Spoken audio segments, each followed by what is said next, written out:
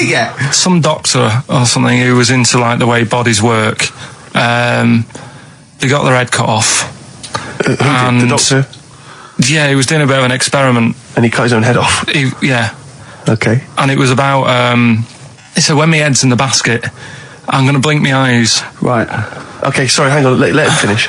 And, so the doctor has chopped his own head off, and he's told everyone, I'm going to blink my eyes. He's in the basket, and he goes like, right, I'm going to blink my eyes about, as many times as I can. So quick, count them. And they count, and he got to like 15 before he Right. died. Now, this is how Karl told me that. Till Nick Frost explained that, Karl told me, he said, right, well, a bloke, right, he had his head cut off, and when his head was in the basket, he went, count how many times I can blink. And I went, well, that's rubbish. He went, no. And Nick went, well, no, he actually said, when my head's in the basket. He went, and Karl went, all right. I said, Karl, do you know the subtle difference? Do you see the subtle difference? I have to say, though, guys, I still don't really understand what went on there. You've both lost me. The story is that a bloke who'd been found doing... you mean that Karl just explained it and that was a clear version? Because I still don't know what you're talking about, Karl. Well, this bloke had his head cut off at experiments against God. He was a doctor in the, in olden times. Yeah. And when they cut his head off... Why did they cut his head off? Because it was... he was crimes against... Exactly, he was executed, yeah. And he said to his assistant, when my head's in the basket, I'm going to blink, count how many times I blink and write it down as an experiment, right? Karl told it to me, like his head was cut off and he went in the basket, and when his head was in the basket, he looked up and said, count how many times I blink. Yeah. I love that. I love the difference in that story. Yeah. Both rubbish, but, one's possible and one isn't. You believe anything that you're told, except when we tell you the truth. Right, here's one. Christ. Ghosts and that we got talking about. Sure. And Nick said, right, he said, you'll like this one. He said, my auntie was having loads of problems. Why are you whispering? It's not illegal to talk about ghosts on the radio. No, but he's hearing this. So the auntie's in the house and furniture's moving about all the time. Oh, God. And they were like, no, Steve, he told me this one. This is such rubbish, mate. No, come on, let's listen. I'm going to leave it to you. I'm going to sit back and enjoy it. I'm just going to watch your face, Steve. Right. Sorry, so I missed the beginning there, Karl. There's an auntie in the house. Basically, Nick's auntie. Right. In the house, things moving around all the time. And it was just annoying every time she tidied up. It was like... it was just annoying. Making a mess. It was one part annoying to two parts scary. Yeah. So stuff was moving around all the time, and they said, right, we need an housekeeper. Rather than having the house a mess, until we sort this out. Stop it! I've got the vicar coming round. Stop moving stuff around. Oh, yeah, go on. They said that shouldn't be in the pants drawer. Let's put all the furniture in one room, right? So just have one room that's a mess, and have all the others empty. Because I love the poltergeist can't really... It can move wardrobes around, but it can't open a door to put it in another room. Yeah. Poltergeist going, I'm just making this room messy. I wish someone would open the door so I could... Go on. Yeah, but... So all this stuff's in this room. So they moved all their furniture into one room? They put like the drawers in there and everything. And it was really uncomfortable because they were all like on top of each other. They sat in the room with all the stuff? Yeah, they had to, because that's where the 3-piece suite was. Okay. Oh, God. Right? All right. Oh, God. So they sat there, like, all crumpled up and that, but nothing can move because it's so tight. I think things were trying to move, but everything was so tight. They foxed that poltergeist. So anyway, one night they sat there, like, sort of a bit awkward watching the telly and that, and they hear some banging in the next room. So she goes, oh God, what's that? Oh, he hadn't moved in, had he, the ghost? So to some of the empty rooms. So there's this He's moved some friends and family in. There's this banging about going on. She gets up, right? Yeah. And what it is, they had the baby in the next room because there wasn't much room for the cot. Right, so they left the baby with the ghost. So they go into the room where the baby is, and the banging. Yeah. Is like, do you know those plastic balls you get that you can chuck around the room and like they go mental? Right. The ones that you chuck once and they keep bouncing for ages. Yeah. That was bouncing around the room. Wow, what, the baby had thrown it? Hitting all the walls, and the baby was there, stood in the cot, sort of laughing. Right. And looking at the ball, and wherever it looked, the ball went. Yeah. And then she said, stop doing that. Yeah. And the ball just stopped. Did it? And it rolled a bit and stopped. Right. So the baby had thrown the ball and it was watching it as it bounced around the room? It wasn't throwing it, it was in control of it. No, the point is, Steve, the baby has been doing it. It would have been the baby all along. The baby had been messing with the furniture. It was So a baby it's a that had the super power. baby. Yeah, it's a baby that had the power. Special baby. It's a baby that had the power. It's What a baby power? that had the power. What's the power the power? of telekinesis. Right. They were then trying to convince me that telekinesis was not like all the other stuff that I didn't believe in, but that was a science. Right. Telekinesis was possible. Yes. Yeah, it's not like ghosts and demons and all that sort of. Telekinesis is different. Yeah, That's yeah. science. But Nick's auntie saw it, and I love the fact that you're telling me that someone else's auntie saw it, so I should be satisfied with that. Yeah. I should be satisfied with that. I mean, no, So does she still live in one room with all her possessions? I think the baby grew out of it. Apparently, it grew the up. baby grew out of it. So it doesn't use its telekinesis powers anymore? Well, no, it's like in Carrie, innit? She was upset for a bit, and then she got over it. Okay, I'm just going to say one thing, Carl. That was a film. Do you want to play a record or? Can I just tell you a story that Carl told me a couple of weeks ago? Is this another ghost story? Another Yeah, spooky it is, story? yeah. I called him out. I was, what are you doing? He said, I've just been reading ghost stories again. He said, you don't believe in them, but how do you explain this? Right, I went, go on. He said, I'll tell you as he told me it. He went, bloke, right, just sitting at home, doing, watching telly with his cat. And, the phone rings and it's a bloke going, is that fire, in your oven okay now? 'Cause your wife called. And Carl went, well, 1, there was no fire in the oven. 2, he wasn't married. I went, right. Go on. He went, well, then, right, there was a knock at the door and there was 2 sort of people in sort of white coats and they came and said, we've come about that fire. Your wife called us. He went, 1, there isn't a fire in my oven, and 2, I'm not even married. Right? And he said they saw the cat and they looked at the cat. It looks a bit weird at the cat came out, nothing. He said, and then he went back, sat down, phone rings, and they said, did they sort out the fire in the oven that your wife told us about? Oh. He went, 1, there is no fire in my oven. 2, I haven't got a wife. And Carl went, what do you think of that? I went, that's not it. He went, yeah. I went, That's the end of the story. What? He went, well, how'd you explain that? I went, explain what? I thought he was going to say, a year later we got married, but she died in an oven fire. Right? I thought it was going to be that. And I went, That's what? people winding him up. Yeah, or someone did report a fire oven, and their name was Johnson, and they looked up Johnson, they got the wrong thing, it was the gas board, and they sent around to the wrong person, right? You know, he went, yeah. I said, I explained it to him, he went, yeah. Why did they look at the cat funny? Oh, man alive, Carl. This is really weird, right? I was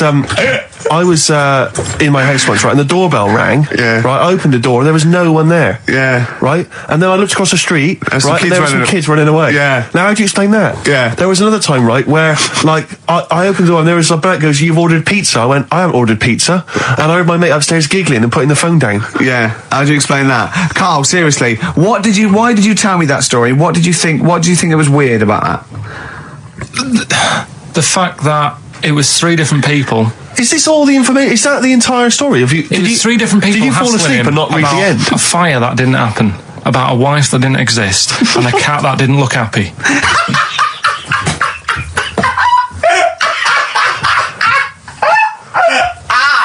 Oh, I'm gonna have a heart attack, Carl. What? I mean, why did they look at the cat funny? Because cats don't like spirits, do they? What? And the other blokes were ghosts? Yeah. Yeah, that's it. So these are kind of Beadle About type ghosts. These are ghosts who walk the earth as the undead, just winding people up slightly. That's lovely. That is lovely. seriously, And a cat Carl- that did not look happy. But seriously, why would ghosts wander around just like winding people up? Oh, Maybe something did happen there years ago. Some fire. Some woman might have died in a house of a fire or something. Yeah. And it's sort of all happened again. Bit of Yeah, it's certainly a mystery. I mean, if you don't it's a believe- mystery. I mean, I can't. What's this book you were reading? You were reading a book, which is interesting enough. It was the for tea and Times. Oh, Carl. Yeah. Well, I don't know what to say. Carl, let me ask you now. Carl, you will be a little bit unnerved about this. Have you seen the film Jurassic Park? Yeah. You know what happened there? Well, according to the Sun here, it says scientists are planning to clone mammoths for a theme park. Look at his face. Look at that. He looks like a dog caught in the headlights of a car. He's terrified. I love Carl. He sprung to attention there. Is that the best news you could have? Man moths.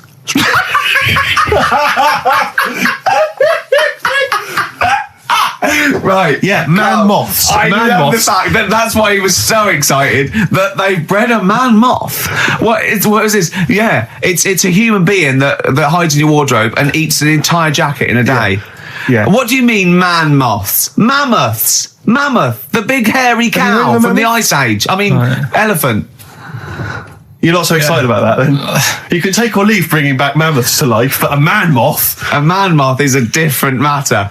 Oh, if we'd have never brought that up, he'd have gone and told someone now. Yeah. You know, they've bred an half man, half moth. This and is that's what how, we That's how mean. things start. This is what we mean when you hear don't- these ghost Are you stories. slightly deaf? Is that it? When you hear these stories, is it? Carl, is English your first language? Are you actually foreign? Is that the Yeah, thing? yeah. Should we When speak we say slower? foreign, we mean not of this planet. Yeah. Should we speak slower? Would that be a help to you? No, go on. Next What do you one. make of that? Do you think that's good? Do The you think that's idea good of to bring bringing back mammoths? prehistoric animals. These giant elephants. They're slow, aren't they? It's not as if they're going to like get out and run fast and they can't capture them. They'd probably be a Like fence, to be elephants, honest, aren't Carl. they? They'd probably be a fence. No, but you're asking it as if like, oh, it could all go wrong, but it couldn't, could it? Well, Really? but the point was about Jurassic Park is they thought it wouldn't go wrong. They thought they had it all under Yeah, but control. that was And Have you learned dinosaurs. nothing from Jurassic Park, Carl? Dinosaurs would say, "Oh, think about it before you do it." But with a hairy elephant, it's not going to. not a concern for you. Would you go along to see him? Would you be interested in that? If it was in the area, He's great, isn't he? I'd love a queue, Nothing right? impresses No, him. but what I'd like to do is Carl sitting like Yoda in a little cave, and I'd just like to see people like Tony Blair and Stephen Hawking's in a queue, and they go and say, "Carl, got a bit of a problem." And thinking of cloning a man and a moth. Problem? Not an issue. No, if I'm in the area, I might cruise around and have a look at it. Otherwise, just don't send it near my clothes. Oh, that's fantastic. So it's just for a second. What's As the words "man moth" came into your head, how excited were you? I mean, were you both terrified and excited? For the moment when you thought that they'd cloned a man and a moth? I pictured What kind of face did he have? Did he have the moth's head or was it a man's head? just a little man head. Right, what was his face? What did it look like? He just was like a bit shocked. Perplexed, yeah. Yeah, it was like he'd been grafted onto the body of a moth without his consent. And when he was asleep, lad. Yeah, he'd woken up. he just went in to have a goiter removed, Yeah. and they said, "We've He replaced woke your up with goiter with the body of a giant moth." Yeah. Is that all right, Mr. Jenkins? So he had the head of a little. Was it a little boy or a man? little man, Right. Okay. and he's just bumping into a lamp. Just running into the. if you went into hospital and they'd done something, what's the worst thing they could do, right? What would you rather have done, right? You wake up and you've got lobster claws for hands. Right. You wake up and you've got duck's feet. Or you wake up and you've got one horn coming out of your head. The worst thing, Yeah. probably the horn coming out of my head. Why? Get in the way. That'd be useful, wouldn't it, in fights and stuff? And for like parties, people would play Well, I suppose quoits. the lobster claws would also be quite handy there. Well, listen, I'm a big fan of that TV show. It's on digital TV. A lot of people won't have it, but Inside the Actors Studio with James Yeah. Lipton. Yeah. And he interviews lots of big Hollywood stars, and he always asks them these same questions at the end. Can I just run a few of them past you? Go on. Okay. So, if you could do any other profession other than the one you do now, what profession would you do? Can you just change that to apart from a paper round? Apart from a paper round. Oh, If you do any other okay. profession, Carl. And it doesn't matter about like. It doesn't matter if you've got the skills or anything. In an ideal world, if you had the ability. Well, I think I'm about to buy somewhere, so I reckon something, using tools and like doing a bit of plumbing and that. So a plumber. Well, sort of an all-rounder. Right. A handyman. Well, yeah. Yeah. I think, you don't get paid that much, but it's useful, isn't it? So, But you could get your own show, couldn't you, with Carol Smiley eventually? well, all that, but the money that you don't make, you save by not having to pay someone else to do the chores. Do you know what I mean? okay, I don't know what that sentence meant. Right. No. A plumber, how much is the average plumber on? The money you don't make, you save on not getting someone else to do it. No, just think of that. No, look, break that sentence down. Are there any... Sorry, Rick. Sorry, but people who live in glass houses. Yeah. Anyway, let's just go back to Lipton quickly. We've got a couple to get through here. Sorry. So, your favourite noise or sound? Favourite sound or noise? Oh, Is it me? no. It's not me. Hang on a minute. It's not me. Are you sure it's not me, Carl? I like Elvis. Noise. Elvis. In the ghetto. The sound of Elvis. Elvis in the ghetto. Brilliant. Okay. Yeah. And your least favourite noise or sound? I don't think it should really be records and music. Noises, things that you hear at home or whatever. Maybe like a sound of a... The least favourite noise? Least favourite? The sound of... Probably like... sound of ghosts? Fire engines and that. Right. That's annoying. Except if your house was on fire, presumably. I think it's a bit unnecessary.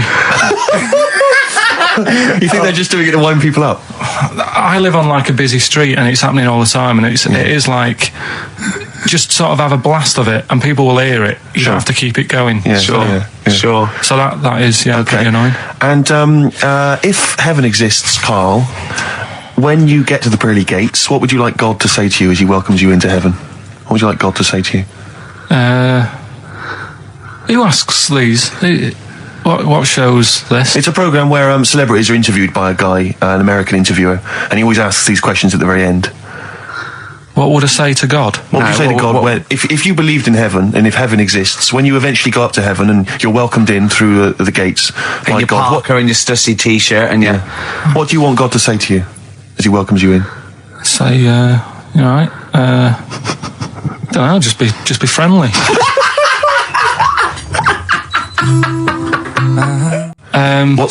Is this something that happened to a friend of yours, or is this? No, I read about it. You read about it, okay. There's this little lad, right? Okay. First of all, it's years ago, right? When they didn't have decent doctors in like every town and that. Yeah. And this little kid is dead ill, right? Yeah. And the local doctor. Well, there's a phone call involved, so I don't really get the impression that it's like medieval times. Yeah. Yeah. But I didn't say that. I just said it's years ago. So this kid's ill, right? Yeah. And he's lying in the bed, and he's all going funny colour and that. Yeah. And his mum says, I'm going to get the local doctor around. The local doctor comes round, and she says, so I don't know what's up with him. He said, leave it with me. Leave it with me. He said, the doctor said that. I'll have he said I'll phone up a top doctor, who was in America or somewhere like that. And so he goes to the phone in his office and he calls America, and because it's years ago, the phone line isn't that good, it's all crackly and that, right? Yeah. So he's talking to the doctor and he's saying, I've got this kid, he's a funny colour, and he's really weak and that. I don't know what's he's not giving him much to go on. Right? Sure. So the American doctor, right? Yeah. He goes, what you want to do? And it's all breaking up, right? Yeah. He goes, what you got to do? You got to, it's all breaking up. You've got to give him some parrot's blood, right? Some parrot's blood? Well, that's what he thought he said, but the line was really bad. Yeah. He meant parent's blood, but he heard that he said parrot's blood. He said, right, I'll do that. Leave it with me. I can see where this is going. He goes to a pet shop. Yeah. He says, give us like half a dozen parrots. Sure. Takes them round to the kid's house. Takes the blood from the parrots, puts it into the kid. Kid's fine. The kid's fine. It worked. Such a load of shite in my life. I've never heard such twaddle, such just made up, enhanced, exaggerated bollock in my life. A load of old rubbish, Carl. I mean, when he told me this, the doctor said, what do I do? And the doctor on the other end said, give him some blood. And the doctor went, where do I get blood from? So hang on, wait, I just need to where do I get blood from? Give him some parents' blood. Give him some parents' blood. Give him some parents' blood. Yeah.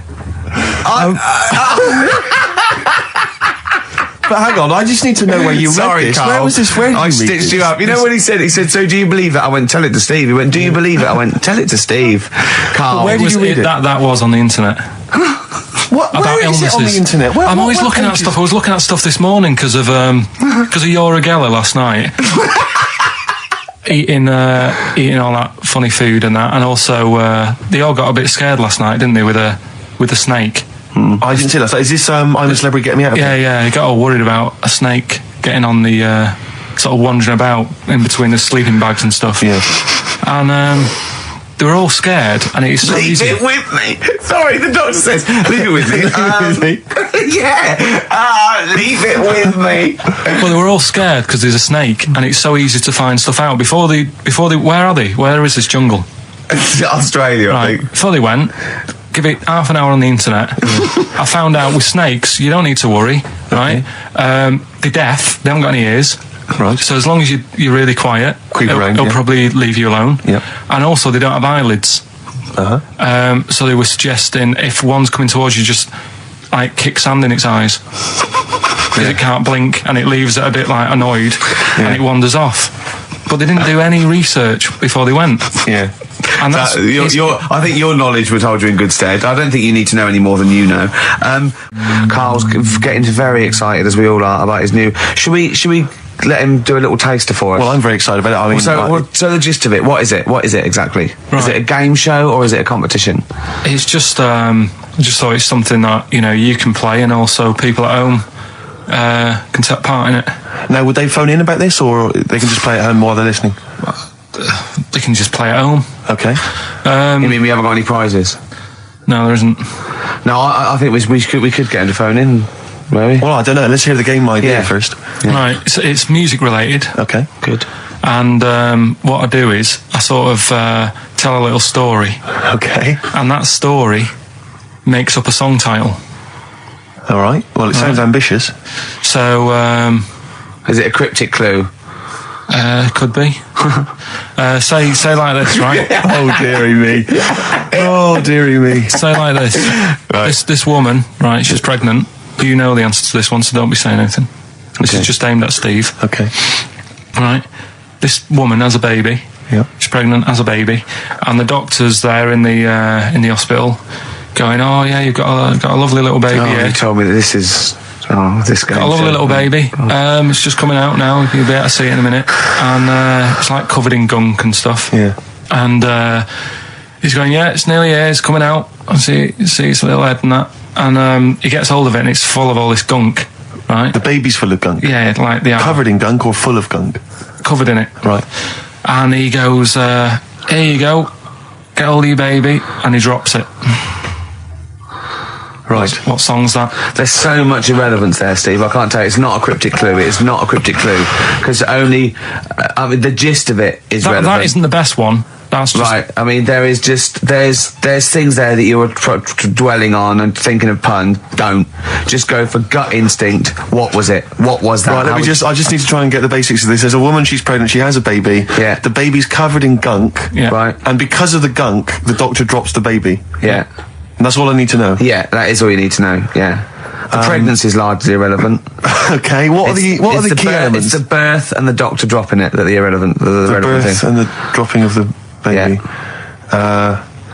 I've absolutely no idea. I can't even begin to guess. Think about what's happened here. Oh, Carl, she's had a baby. The doctor's trying to deliver it. He's saying it's a nice little baby you've got here. This is all irrelevant.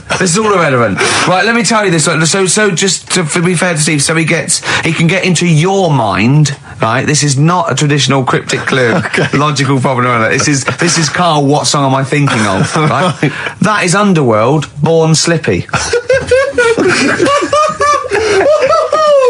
I have to say, actually, that makes textbook sense. Yeah. No, that does actually. No, I'm sorry. Do you like all the story about it's all right, you can see it in a minute. Oh, it's just covered in gunk. Yeah. No, I agree there is some extraneous detail. Yeah, but I have to say that Born was good because it was that's the look of it was. Yeah. Born was good, yeah. And Born Slippy, no, I was quite impressed by that, Carl. I have to say, no, to be fair to you, I'm not just patronising you. Oh, well, wow. I actually think that was really good, and I disrespect Ricky Gervais for slagging that off, because I actually think that was quite good. Well, let's go ahead with it then. I feel we could maybe open this up to email correspondence or the let's phone go lines. for it then. Okay, this is Karl Pilkington's new game show idea.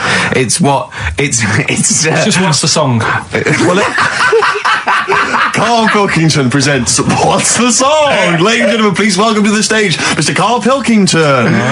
And Karl Pilkington with his brand new show, What's the Song? What song am I thinking? No, I mean... You're nervous about this, aren't you, Rick? I am. You're worried. Well, because I've heard some of these clues before. And they're ramblings... Sometimes they're close to ramblings of a fool. right? And it really is like those "What am I thinking?" Yeah. I don't know though. I actually was genuinely impressed by Born Slippy. I have to give him the benefit. That's one of the better ones because that was short, sweet, and it worked. Some of these that you say they're not going to be quite as pissy. Some of them are like Emily Bronte novels. Now listen, we're just going to go for it then. You do it, and we just get people to call up because I want to see the general public's confusion of trying to work out. Why don't you give us your next clue, and then we'll play a track, and then we'll hopefully have people on the line after the track to try and answer it, and you can recap briefly. So give us your clue now for what song am I thinking of? Right, this one. It's about a woman. And she's just normal, nothing wrong with her, or so she thinks, right? But there's the twist. Is this like the Tales of the Unexpected? And she's got she's got her mates and she's having a normal life, having a good time and that. And then this thing happens, right? And she starts to stink. And she can't have a bath, right? And she really wants to have a bath. She's dead sweaty and stuff. She's going about her daily stuff. She can do everything else normal. She can eat, she can talk, everything. But for some reason, she can't have a bath. Is there a coal mining husband in the bath? Yeah. Is this Born Stinky? She can't have a bath. So a woman can't have a bath? Yeah. Or a shower. She can't. Okay, leave it there, Rick. Don't try and guess. It's not for us to guess. The general public can phone up and ask questions. So I just go for it. I'm not sure they can they? I think so. Otherwise, we don't want just people just phoning up and I'll tell you what about this? Why don't they can ask one question? Yeah. They can ask one question of Carl, then they have to make a guess. Okay. 08700 800 1234. Have we got someone on the line now? Let's do it. Let's go for one. Let's go for one. This is edgy radio. Letting Carl stuff. Live. Go on. Hello, XFM. Hello, I'm ringing about what's the song? Absolutely. What do you think? Well, I'm going for Dirty Diana. Dirty Diana. See, that works. That's a great guess. It does, yeah, but it doesn't work because why can't she have a bath? Okay, so the answer is in there. I was going to ask you. Well, that's your one question. That'd be the answer. That would be the answer, I'm afraid. What was your name? Shelley. Shelley, thanks very much. Shelley, I should tell you that, that you should never take this personally because no one can really get into the mind of Carl. So don't beat yourself up about this. I don't expect anyone to get these clues. No. So well done. That is a fine guess. Thank you. Thank you. Okay. Anyone else there? Let's hello, XFM. Who's that on the line? It's Chris. Hello, Chris. A question for Carl? Before you give us I haven't thought of a really good question or anything yet. You just want to go for the guess? No, what I thought was, I'm sure Simon Mayo used to do this when he did the breakfast show on Radio 1 years ago. No, he didn't. So you've just pinched this idea, Carl? If you're going to rip someone off, Carl, do not rip off Simon Mayo. I haven't ripped this off. I thought this was a new idea. I was going to do it with sound effects instead, but that's... he used to do that, and he used to get his team to play other characters. You idiot. Well, no, hang on. Not you, Chris. I'm saying you idiot to Carl. Yeah, but nothing's new anyway, is it? So I'm not getting annoyed about it. True. What do you think the answer is? Is it Cornflake Girl by Tori Amos? Good answer. She couldn't have a bath because she'd go all floppy and then go down the plug hole. Good answer. She'd go all soggy. Yeah. So is it Cornflake Girl? No, it's not, but that's a great answer. It could have been. All right. Okay. You're already seeing the error of this, aren't you? I think this is great radio. I'm really hooked on this. I'm genuinely excited. This is really like that. Those so-called lateral thinkers. A man got into a field and dies. Why? Yeah. He ran out of air. No, not the one I'm thinking of. He was shot. No. That was a good answer. Well, couldn't Simon Mayo sue you or something for doing it? Will you stop? Don't mention that. Yeah. Listen, I think if you're going to steal ideas from someone, it should be a brain box like Mayo. I mean, he's the man. The only example of one I can ever remember here on his show, because I was quite young then, was some people were pretending to tap someone's phone or something, and then they got caught, and the answer was just bugging by whistle because they were genius. That was absolute genius. That's absolute genius. See, Carl, that's the sort of standard you've got to come up against. Thanks very much, Chris. The phone lines are hot. Hello, XFM. Hi, is it Candy Perfume Girl? Is it what? Candy Perfume Girl. Candy Perfume Girl? Yeah. Candy Perfume Girl. Is it? Well, who's that by? Madonna. No, that sounds like an obscure album track. No, it's one of her songs. Just think about it. She stinks and everything. She's a normal life. I didn't say she was a sweet or anything. But for some reason she can't have a bath or a shower. Is this a big song? Just to give him a clue. It's a bigger song than Candy Sweet Girl.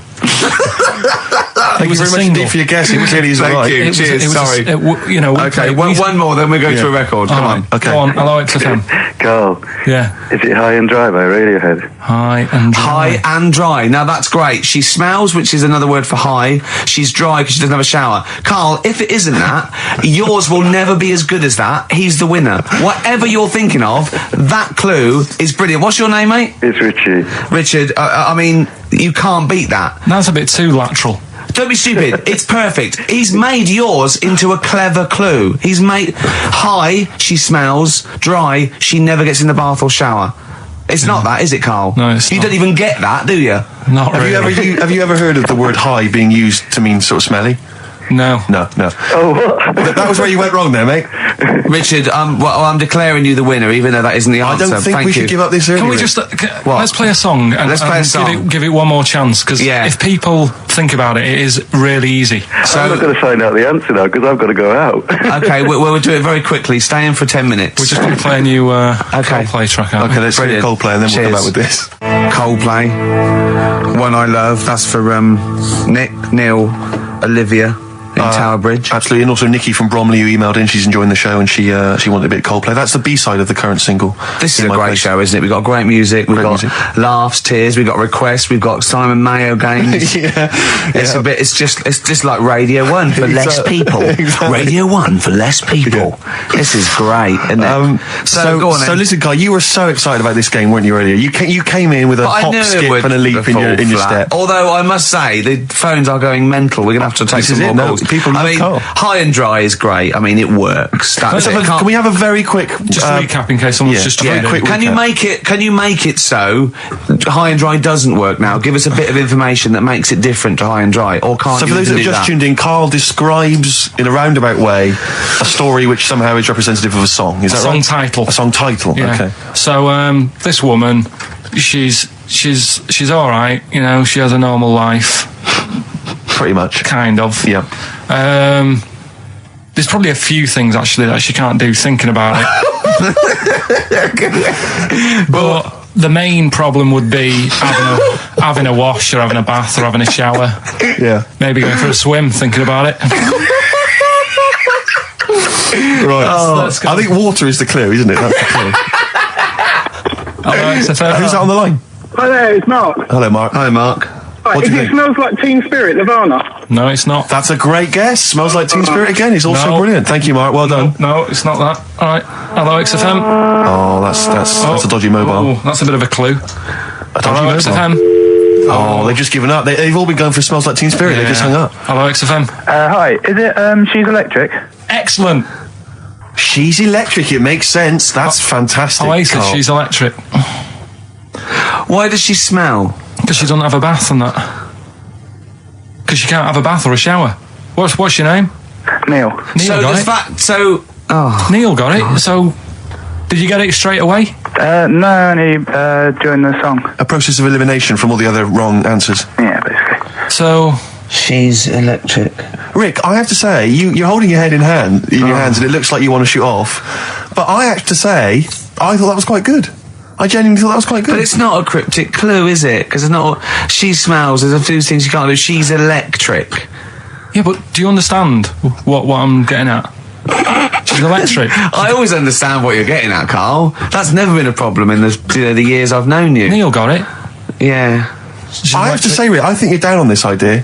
I could definitely see that ITV1 replacing Celebrity Get Me Out of Here. Karl Pilkington hosting. Simon Mayo on the phone Exactly. to the lawyers.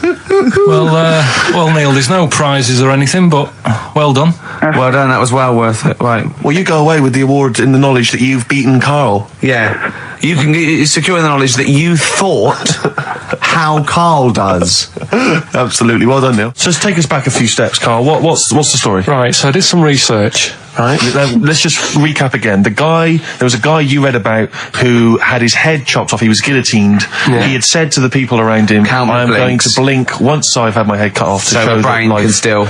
or the brain Yeah. can continue to work after, Yeah. after Yeah. death. Okay, so yeah, we queried that. So you weren't having any of it? Well, no, possibly for a few seconds till the oxygen stops being fed to the cells because the blood has drained away. But, nothing spectacular. So Right, go on. well, along the similar sort of lines, right? This is quite a few years ago. this fella sort of upset the royal family doing something. Right, so they said this isn't good. It wasn't Ben Oughton at that Jubilee thing, was it? I can't remember what it was. And they said, right, that was terrible. We're gonna cut your head off. You know, you gotta show people like you can't be doing what you've been doing. What was this? The 1970s? When you say a couple of years ago, you mean maybe sort of... Was it the olden days when the phones weren't very good? Ages ago. Yeah. Ages ago, sure. So yeah, fair enough. Yeah. So very philosophical. Yeah, imagine that when you wasn't here story. This was literally ages ago. Yeah, exactly. Yeah, Simon Sharma's History of Britain. Yeah. Oh, and even before that, which is yonks before, when it was all mental and different. Sorry, Carl, go on. So he's having his head cough, and he's resigned to it. It's the day before. He's kind of got it into his head now that I'm not going to have my head much longer. Sure. So he said, let's make use of this. Yeah. He said, I wonder how long like the body can stay alive without my head on it, right? So they were like, I don't know. So who were? So the jailers? Whoever he was asking. These jailers with one eye. Yeah. Get out, pants. So he said, no, wait a minute, I've got an interesting scientific experiment, jailer. Well, fair enough. What is it?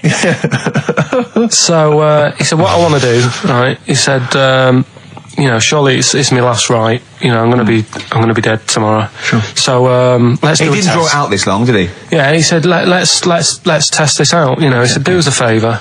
He said, it's my last day. What I want you to do is, you're going to cut my head off. Let's put a white line on the floor.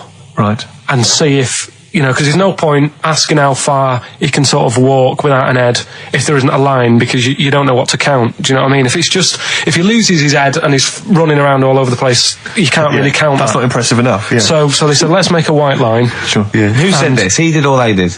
I think they started to join in with him and saying, well, let's make this a... Sure. You guess it. Go on. So... they got Norris McWhirr down. The Guinness people. Oh. Yeah. So they said, let's get this white line. Yeah. And dedication's all you need. We'll do this tomorrow. And he said, all right, then I'll see you in the morning. I'll see you in the morning. Night, sleep tight. Bye. I love the fact that Carl knows exactly what was said. That's beautiful. Yeah. He doesn't know the story or what order it is in or when it was. He knows exactly what was said. But he knows the intricacies. All right then, see you in the morning. Bye, little kissy. Oh, I'm not like that. Oh, you joker. Don't let the bed bugs bite. Yeah. Anyway. So he gets up. Do you want a paper tomorrow? No, I'm all right. Go on. He gets up and they say, right, today's the day and that. And he said, well, I've got used to the idea. So here's a white line for you. Got used to the idea. Go on. So they go, right, you ready then? And he said, I go on. And they cut his head off. And the body walked 32 steps without a head. Wow. 32 steps. Incredible. And that's the lesson, really. Did it get as far as it walked along the white line, did it? Yeah, it stayed along the white line, did 32 steps, and then started to stumble a bit, and it just fell over. Yeah. But, it was a test that your body can still keep alive for a little bit. Yeah. When you've lost your head. Absolute twaddle. Absolute twaddle. What do you reckon you can do then without an head? How many steps? Nothing. There'd be muscular spasm, right? Yeah. It would twitch a bit. You could not distinctly take 32 steps. The body... don't... Yeah. Is the doctor still on the line? Yeah. The fella that bought 6 parrots.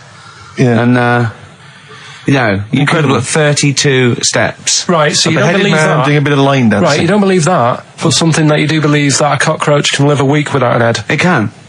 Slightly different kettle of fish there. Why? Wow, insect to human is what I'm thinking. Yeah, that difference. There's not that much difference in some insects. Do you know that a snake has a heart and lungs and kidneys and stuff? Go on. No, well, I'm just saying. So? You're making out as if they're a totally different, species.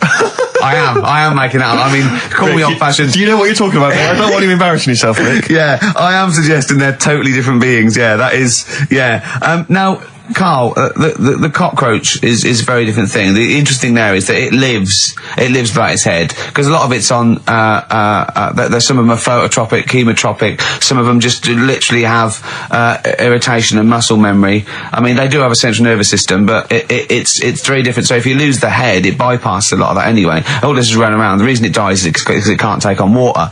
But it's very different to a man, right, having consciousness and then losing that, and the body's still going, no, I think I remember what I was going to do here. Yeah, so I'm going to carefully walk 32 steps along this white line. Imagine you just looking down going, oh, missed a bit. Yeah. Maybe the head was in the corner going, left, left, left, oh, he's now, Well, let's just put it out. I mean, if anyone listening has maybe had a relative beheaded, maybe in a horrendous car accident, but they got up, maybe they went for a walk, they had a little chat. Oh dear, Carl. Get in touch. Carl, you are my favourite being. You are my favourite species. Now, you, Carl, may not be particularly different genetically from a cockroach. You are. Why can cockroaches do that? Why whoever made them went? Let's play a record. Do you know what? When I told him this fact, I send him little facts on text messages just to inflame his, interest. I just sent him a cockroach can live 9 days without its head. He texted back, "What's the point of that?" Yeah. What's the point? They're not doing experiments. These cockroaches. It's a boring last week to have. And he went, and on top of all that, you're thirsty. So it's the worst week of your life, isn't it? That week without your head. Play a record. Carl. Competition time next. Oh. Look at his little face. Look at his little face. You've not heard Carl's competition. Oh, he could do without an head. You've got a real problem with Rick Waller, haven't you?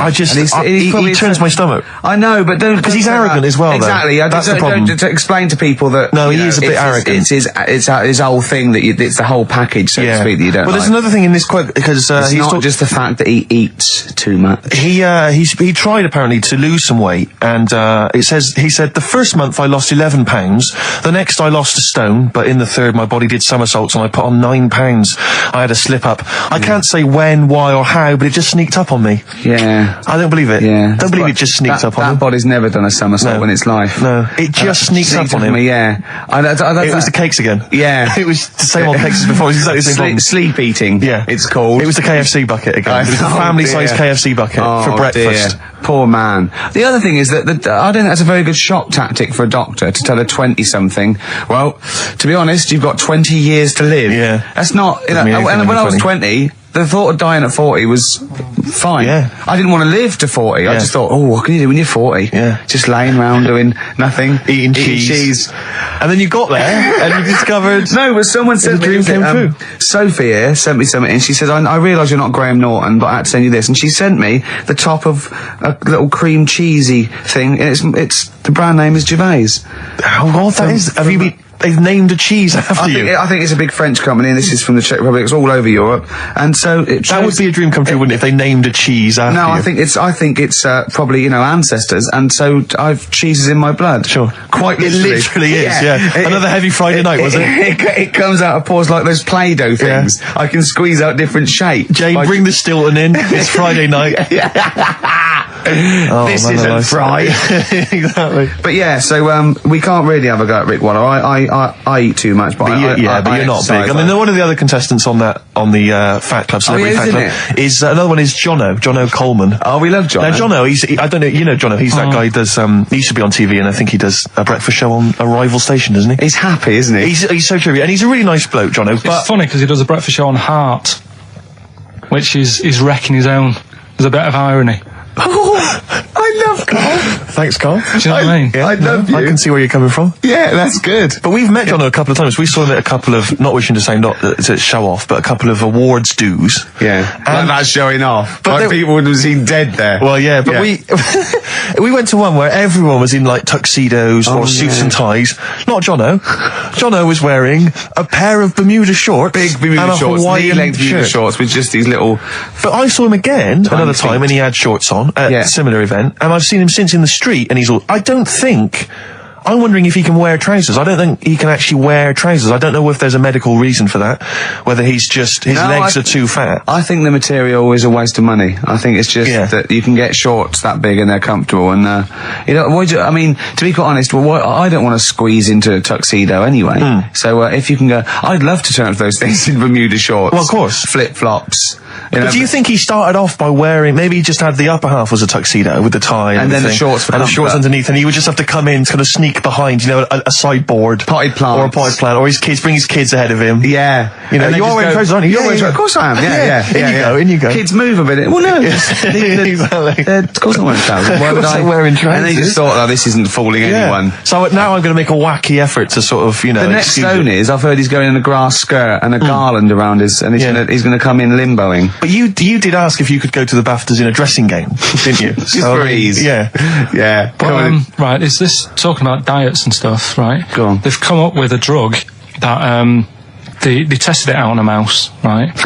They said, it's a problem that weight is a big issue in the world, and, a lot of people are depressed, and that probably like Rick Waller. Well, I'm depressed looking at Rick Waller. Well, Oh. I mean, you could sort out Rick by, Jono is an old man, he's got loads of money. He's not old. No, but he's getting on a bit, right? He's about no, my hang on a age, minute. What I mean is he does his own shopping, right? So I bet it's hard. What do you mean? Because he's like, how old is he? 35. Right, he's got loads of money. He does his own shopping. So when he goes to the supermarket and he passes, the sponge cake section, it must be tough when you've got loads of money to burn that you go, just one more. Yeah. One more. Look, we are getting close to libel here, I think. No. But I'm saying how it is, because I've tried losing a little bit of weight. Have you? And it is difficult when you're in Waitrose and you see a little chocolate muffin and you think, well, one more and I'll do without. Do you like a little chocolate muffin now and again? Yeah, right. Is that your favourite thing? So the thing is, let him finish his point. So the thing is, right, now with Rick, he lives at home with his mum. So why doesn't his mum just say, I'm going to buy less this week, and if you eat it all, you're not getting any more? Yeah. That's sort that. Does he live sharp shop? I bet he does. So you don't actually know if this is true or not? No, but anyway, right? So this drug they've come up with. They've tested this on mice, haven't they? I'm worried if they haven't tested it on mice. Thank God for that. It's definitely been tested on mice. Definitely. They fed a mouse a load of cake. Yeah. Right? And it went a little bit chubby, and they said, right, stop a minute. And then they gave it this drug that makes you lose weight. Yeah. And its weight went down, but the only bad side effect was its eyes were popping out. Well, that seems to be fine then. Let's give it to Jono.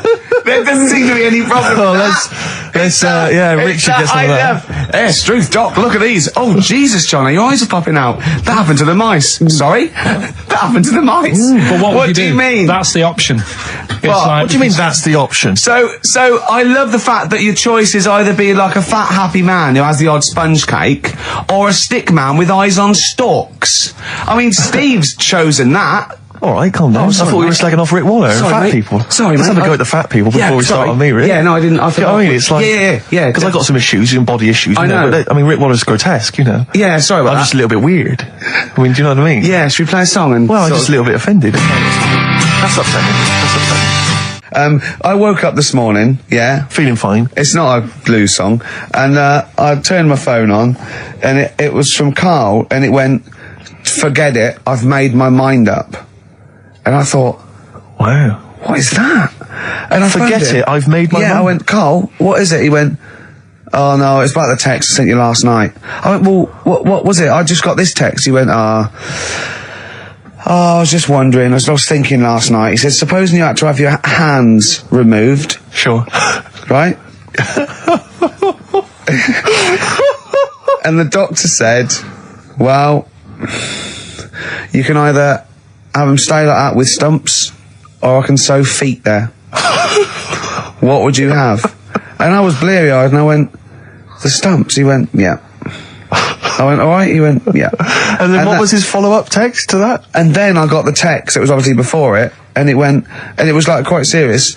What would you do if surgeon not doing your hands? Would you have stumps or the feet? Right? Now the way, when I said, he's made his mind up, and I went, the stumps, he went, yeah. I think secretly he decided on the feet, but was too embarrassed to tell me. There's a little bit of what would you do? Because But why did you think of this? Why did you think of this? Girlfriend's away, right? Yeah, no, that's not why you start thinking bizarre I'll tell surgery you now, devices. right? I'll let you into my little mind, right? Last night, I had some beans on toast, right? She was away. It's good already. She was away, so you had some beans on toast. She went wild. Yeah. Right?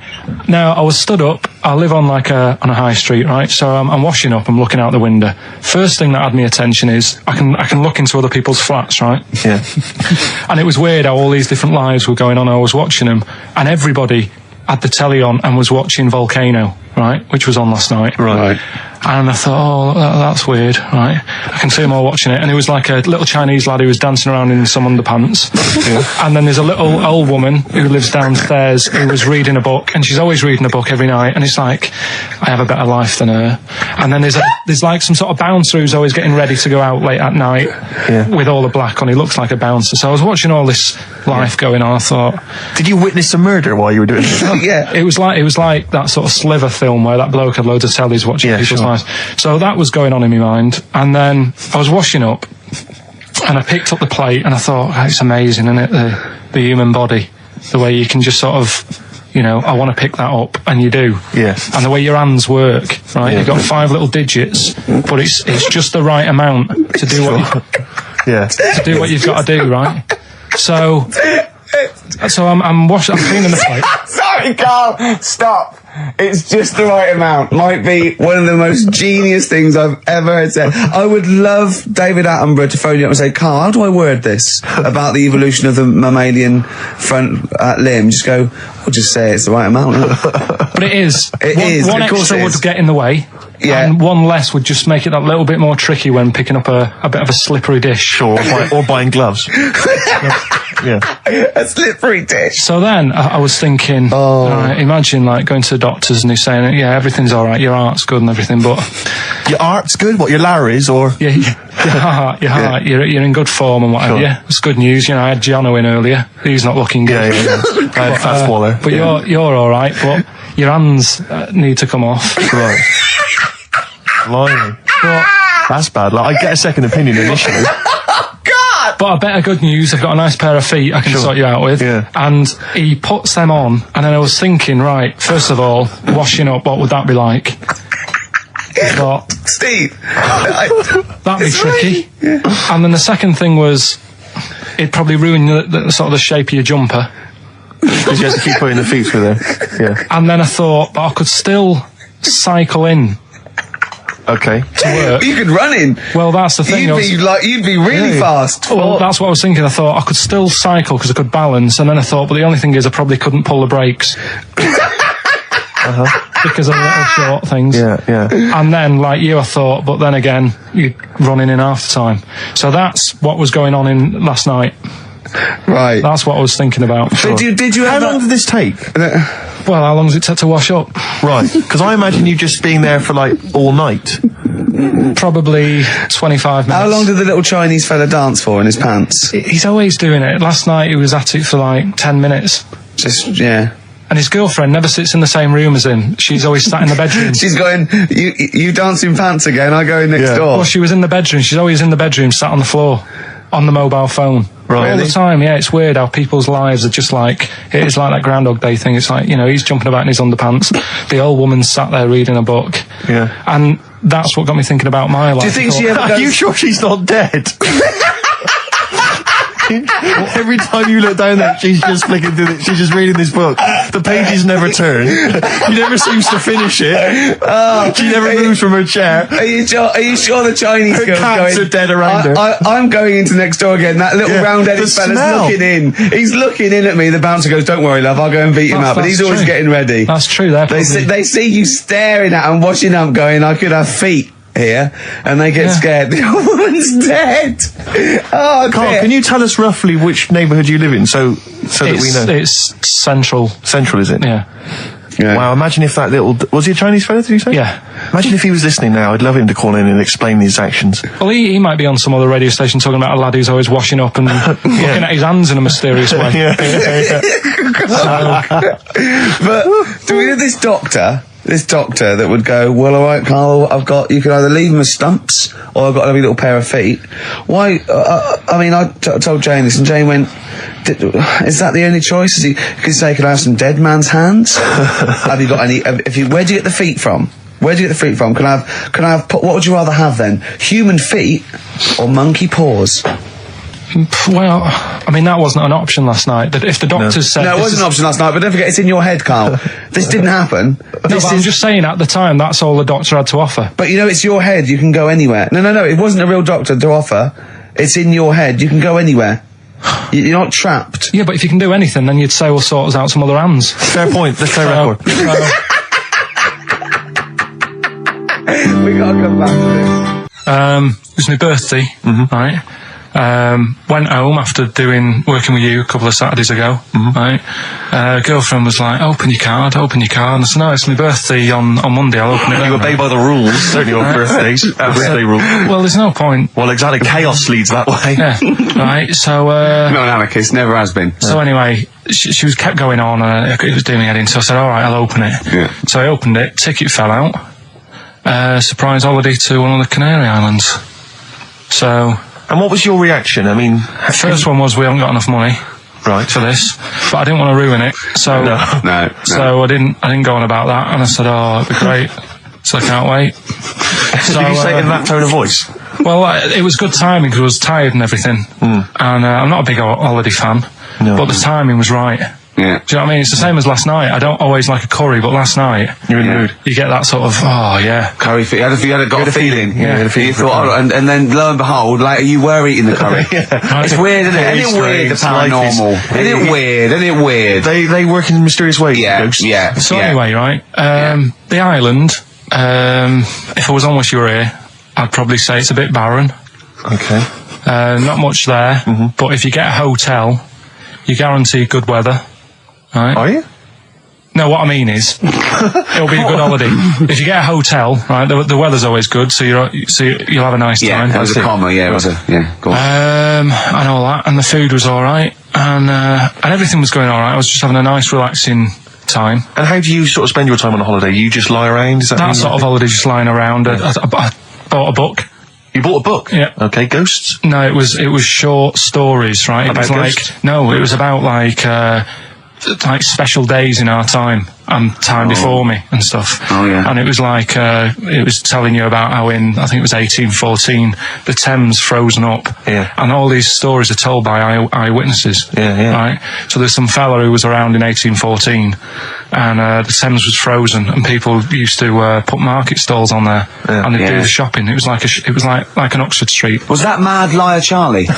No, because he's famous for that. Well, I'm sure, No, I think that was Mad Liar Charlie. Yeah. So I was reading that, and then after a couple of days was a bit like, boring. Yeah, you can only do sort of so much lying around and so much reading. So Suzanne said, let's go on the beach, have a walk. You ain't gone on the beach? Where had you been up to this point then? In your room? No, just like around the pool, just relaxing and having a swim and that. Yeah. So she said, let's go on the beach. I said, all right then, yeah. So wandered down to the beach, and first impressions are, it's all right, it's clean. Your criteria is so basic, it's brilliant. Hotel, yes. Roof, good. Food, adequate. Beach, clean. Next. So I'm walking along, and everything's good, and there's a woman feeding fish bread, which I thought that's different.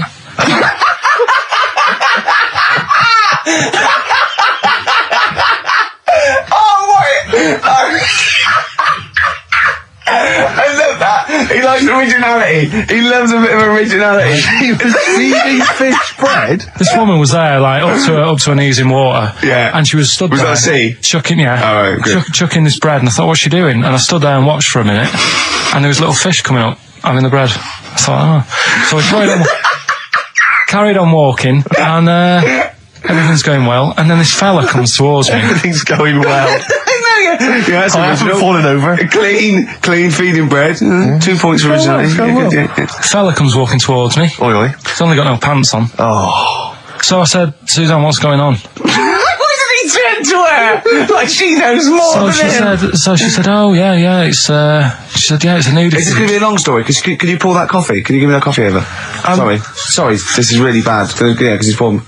Thank you. Just amuse yourselves while we sort the coffee. Thank you very much. Dave, do you want I'll have a cup of coffee, Carl. Thanks, yeah, cheers. Cold. Right, good. Okay. So, Great. Thank you. So she said, yeah, it's a nudist beach. So I said, well, why, what?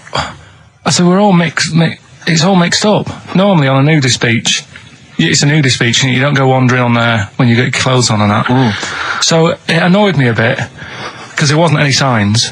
So this fella's getting closer. Well, the knob out was a sign. Yeah. Right, so he's getting closer. And he walked past me, it was an old fella. And he walked past and he had a hat on and a little pipe and a big rucksack on his back. Right, so he got me thinking. Not strictly naked. I'm walking along and I'm thinking, right, why do people want to do this? So straight away, I wasn't on holiday anymore, because most of the time when I'm on holiday, I don't think about anything. Right? Your mind's a blank. I just switch off. Right? But all of a sudden, this has got in my head now, and I turn around to look at him, and check out his arse. And this bag, right, I swear, it was massive, right? What? You had a massive bag? The bag. His rucksack? His rucksack. Oh, right, okay. When he said there was an old couple coming towards me, I said, what was lower, the bloke's bollocks or the woman's tits? And he said, well, that was another point, she might as well have worn knickers. Because so naked. That's what he said to me. So you saw the bag? So it annoyed me, yeah, because the whole idea in it, this is what I think, I mean, I might be wrong, right? Might be wrong. Chances you never have been. You never have been before. Being nudist, right? What's it all about?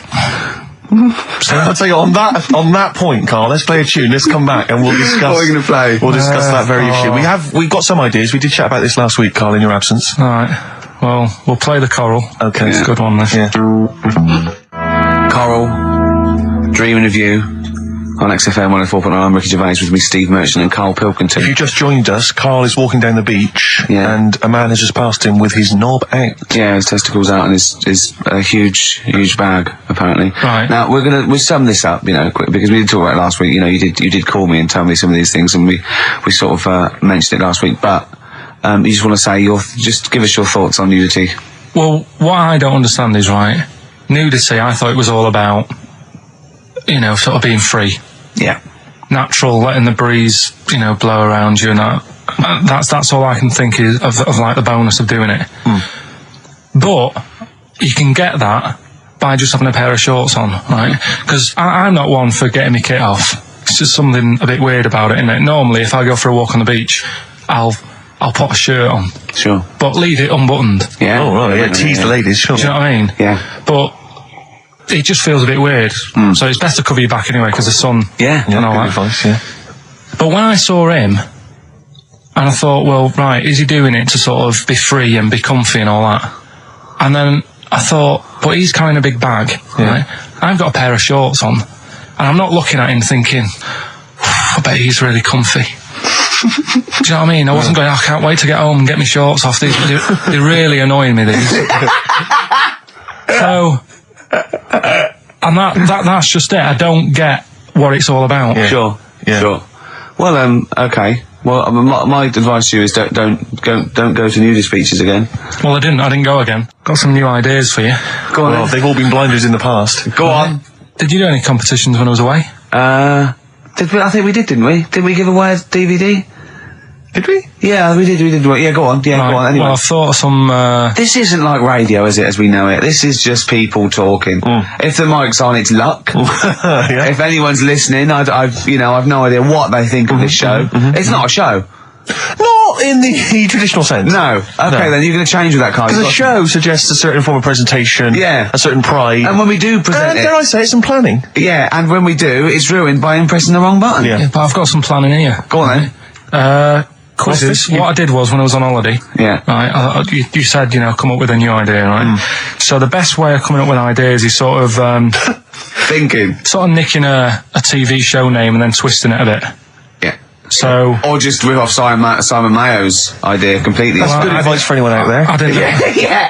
If you're interested in ideas. Carl is presently running a course writing for TV, and that's the lesson one, isn't it? Just rip something else off. Just do it and change the title slightly. Yeah. Well, go on. This one I haven't really got. I don't know what to do on the game, but I'm thinking Strike It Ricky.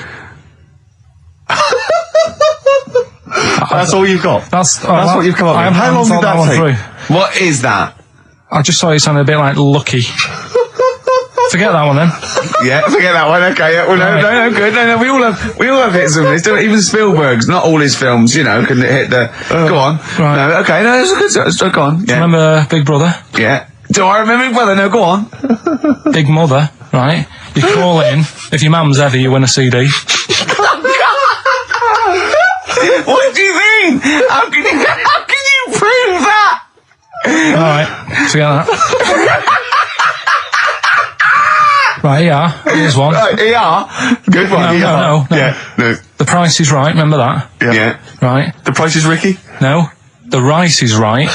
And what I do, I read from an Indian menu and a Chinese menu. You tell me whether you have pilau or egg fried. He's a genius, isn't he? He really is a modern. That one. No, go on then. Let's go into this one. Let's not cross this off right away. Go on then. What you read from what? Well, I get a couple of menus from like an Indian and a Chinese takeaway. Yeah. And I'll go like, chicken korma.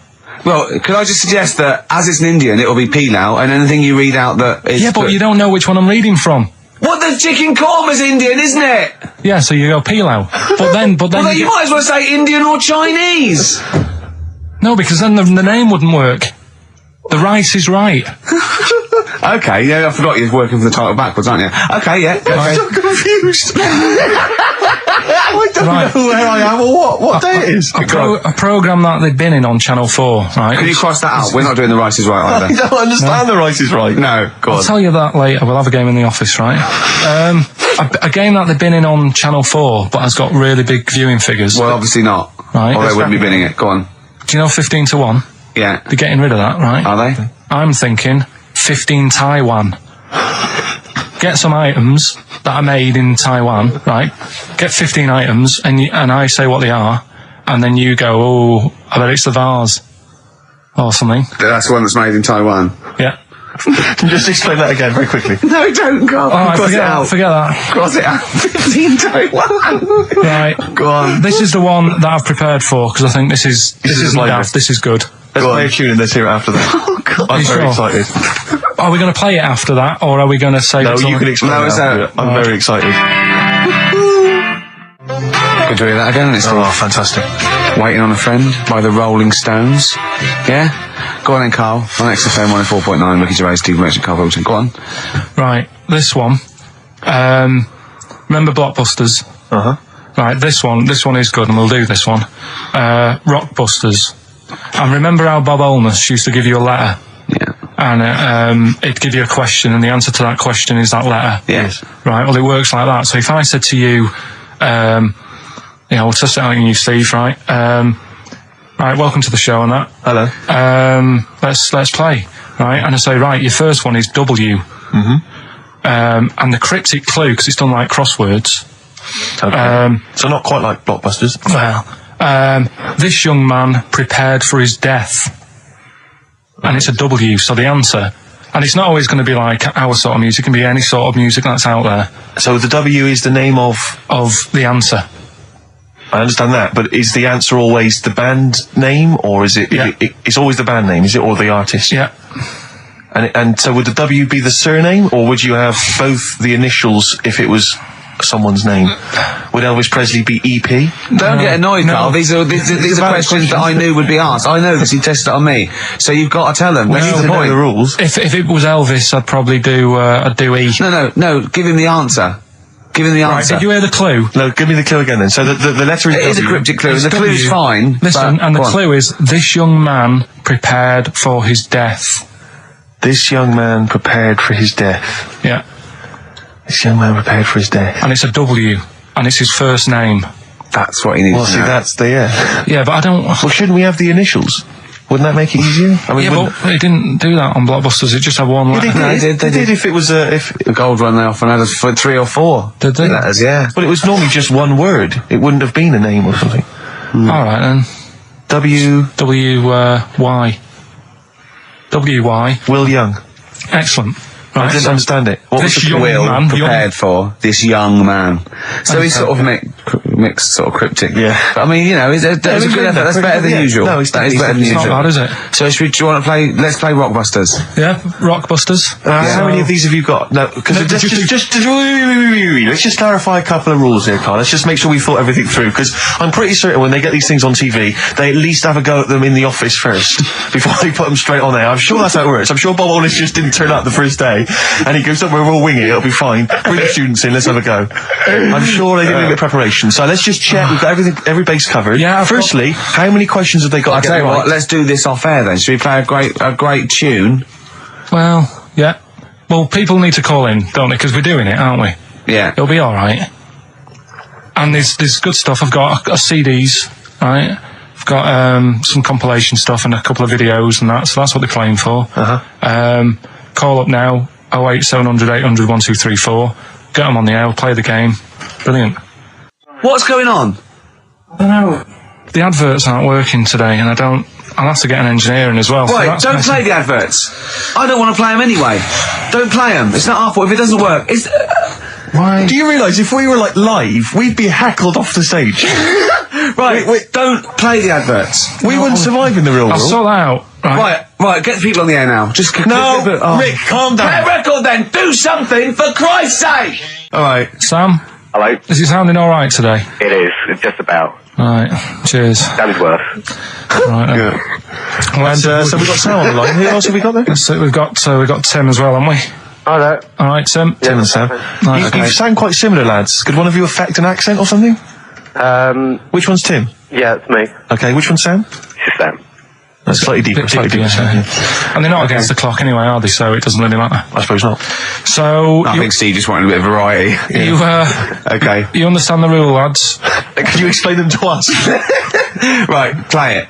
Okay. Hang on, wait. Well, let me explain, because I mean, life is too short. Now, Carl's going to read out, say 3 clues, yeah, and just shout your own name and answer it, or shout the answer. Shout your own name, then the answer if you know it. And it's the person who gets the most right. Okay. Is that all right? Yeah. So, Here we go then. Okay then. Shouldn't it be the first to 3? Well, yeah, but then he hasn't got. I've got enough. It's fine. You've got enough clues for that. Right then, here we go. Welcome to the show. Oh God. Right. The first initials ST. Right. Is that right? ST. Well, I don't know. We don't know, do we? How do we know? Here we go. ST, and the cryptic clue is better than the average homeless person. Okay. Sorry, I think, is that a band? Yeah. Is it an old band? Yeah. I think that's one word. All right then. S. It's an old 70s band. Better than the average homeless person. Tim. Go on. Supertramp. Yes. Supertramp it is. Yeah. Well done. 1 point to I have you, no idea Tim. why that's right, by the way. You don't know. You don't understand why it's right. He's a super tramp.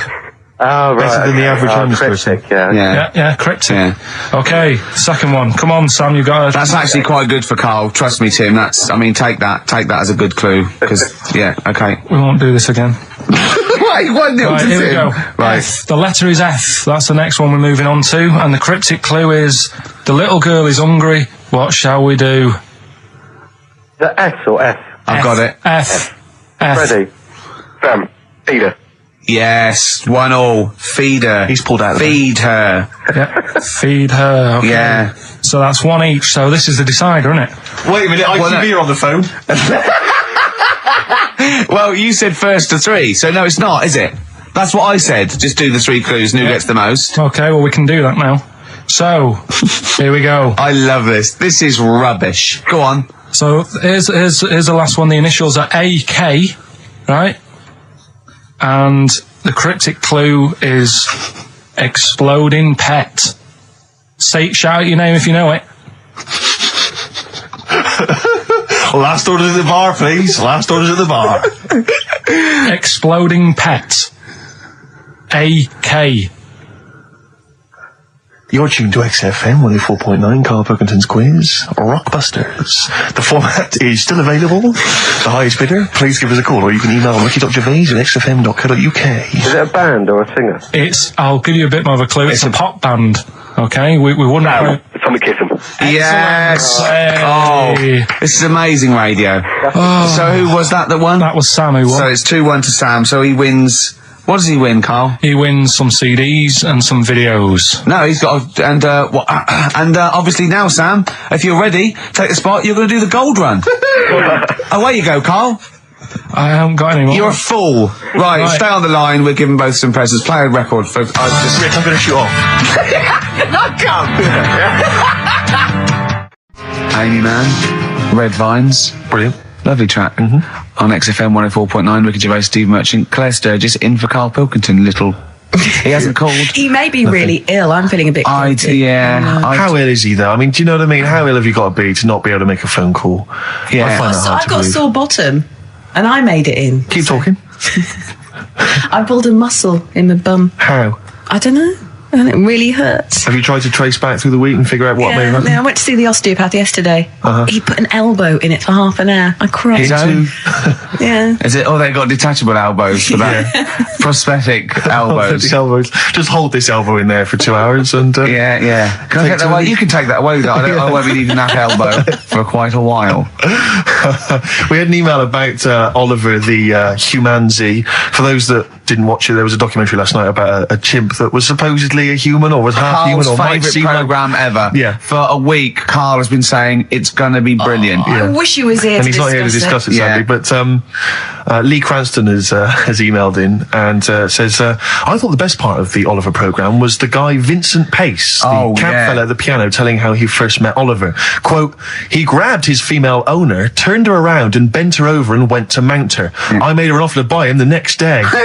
Vincent was then shown in a very nostalgic mood playing melancholic music. He obviously wanted some monkey action. He really, that's. I mean, it is potentially liable. That's liable. It's a joke there. But I don't take any responsibility for what Lee Cranston says, or indeed the fact that he puts at the end, did he want to turn Oliver into a gay pansy?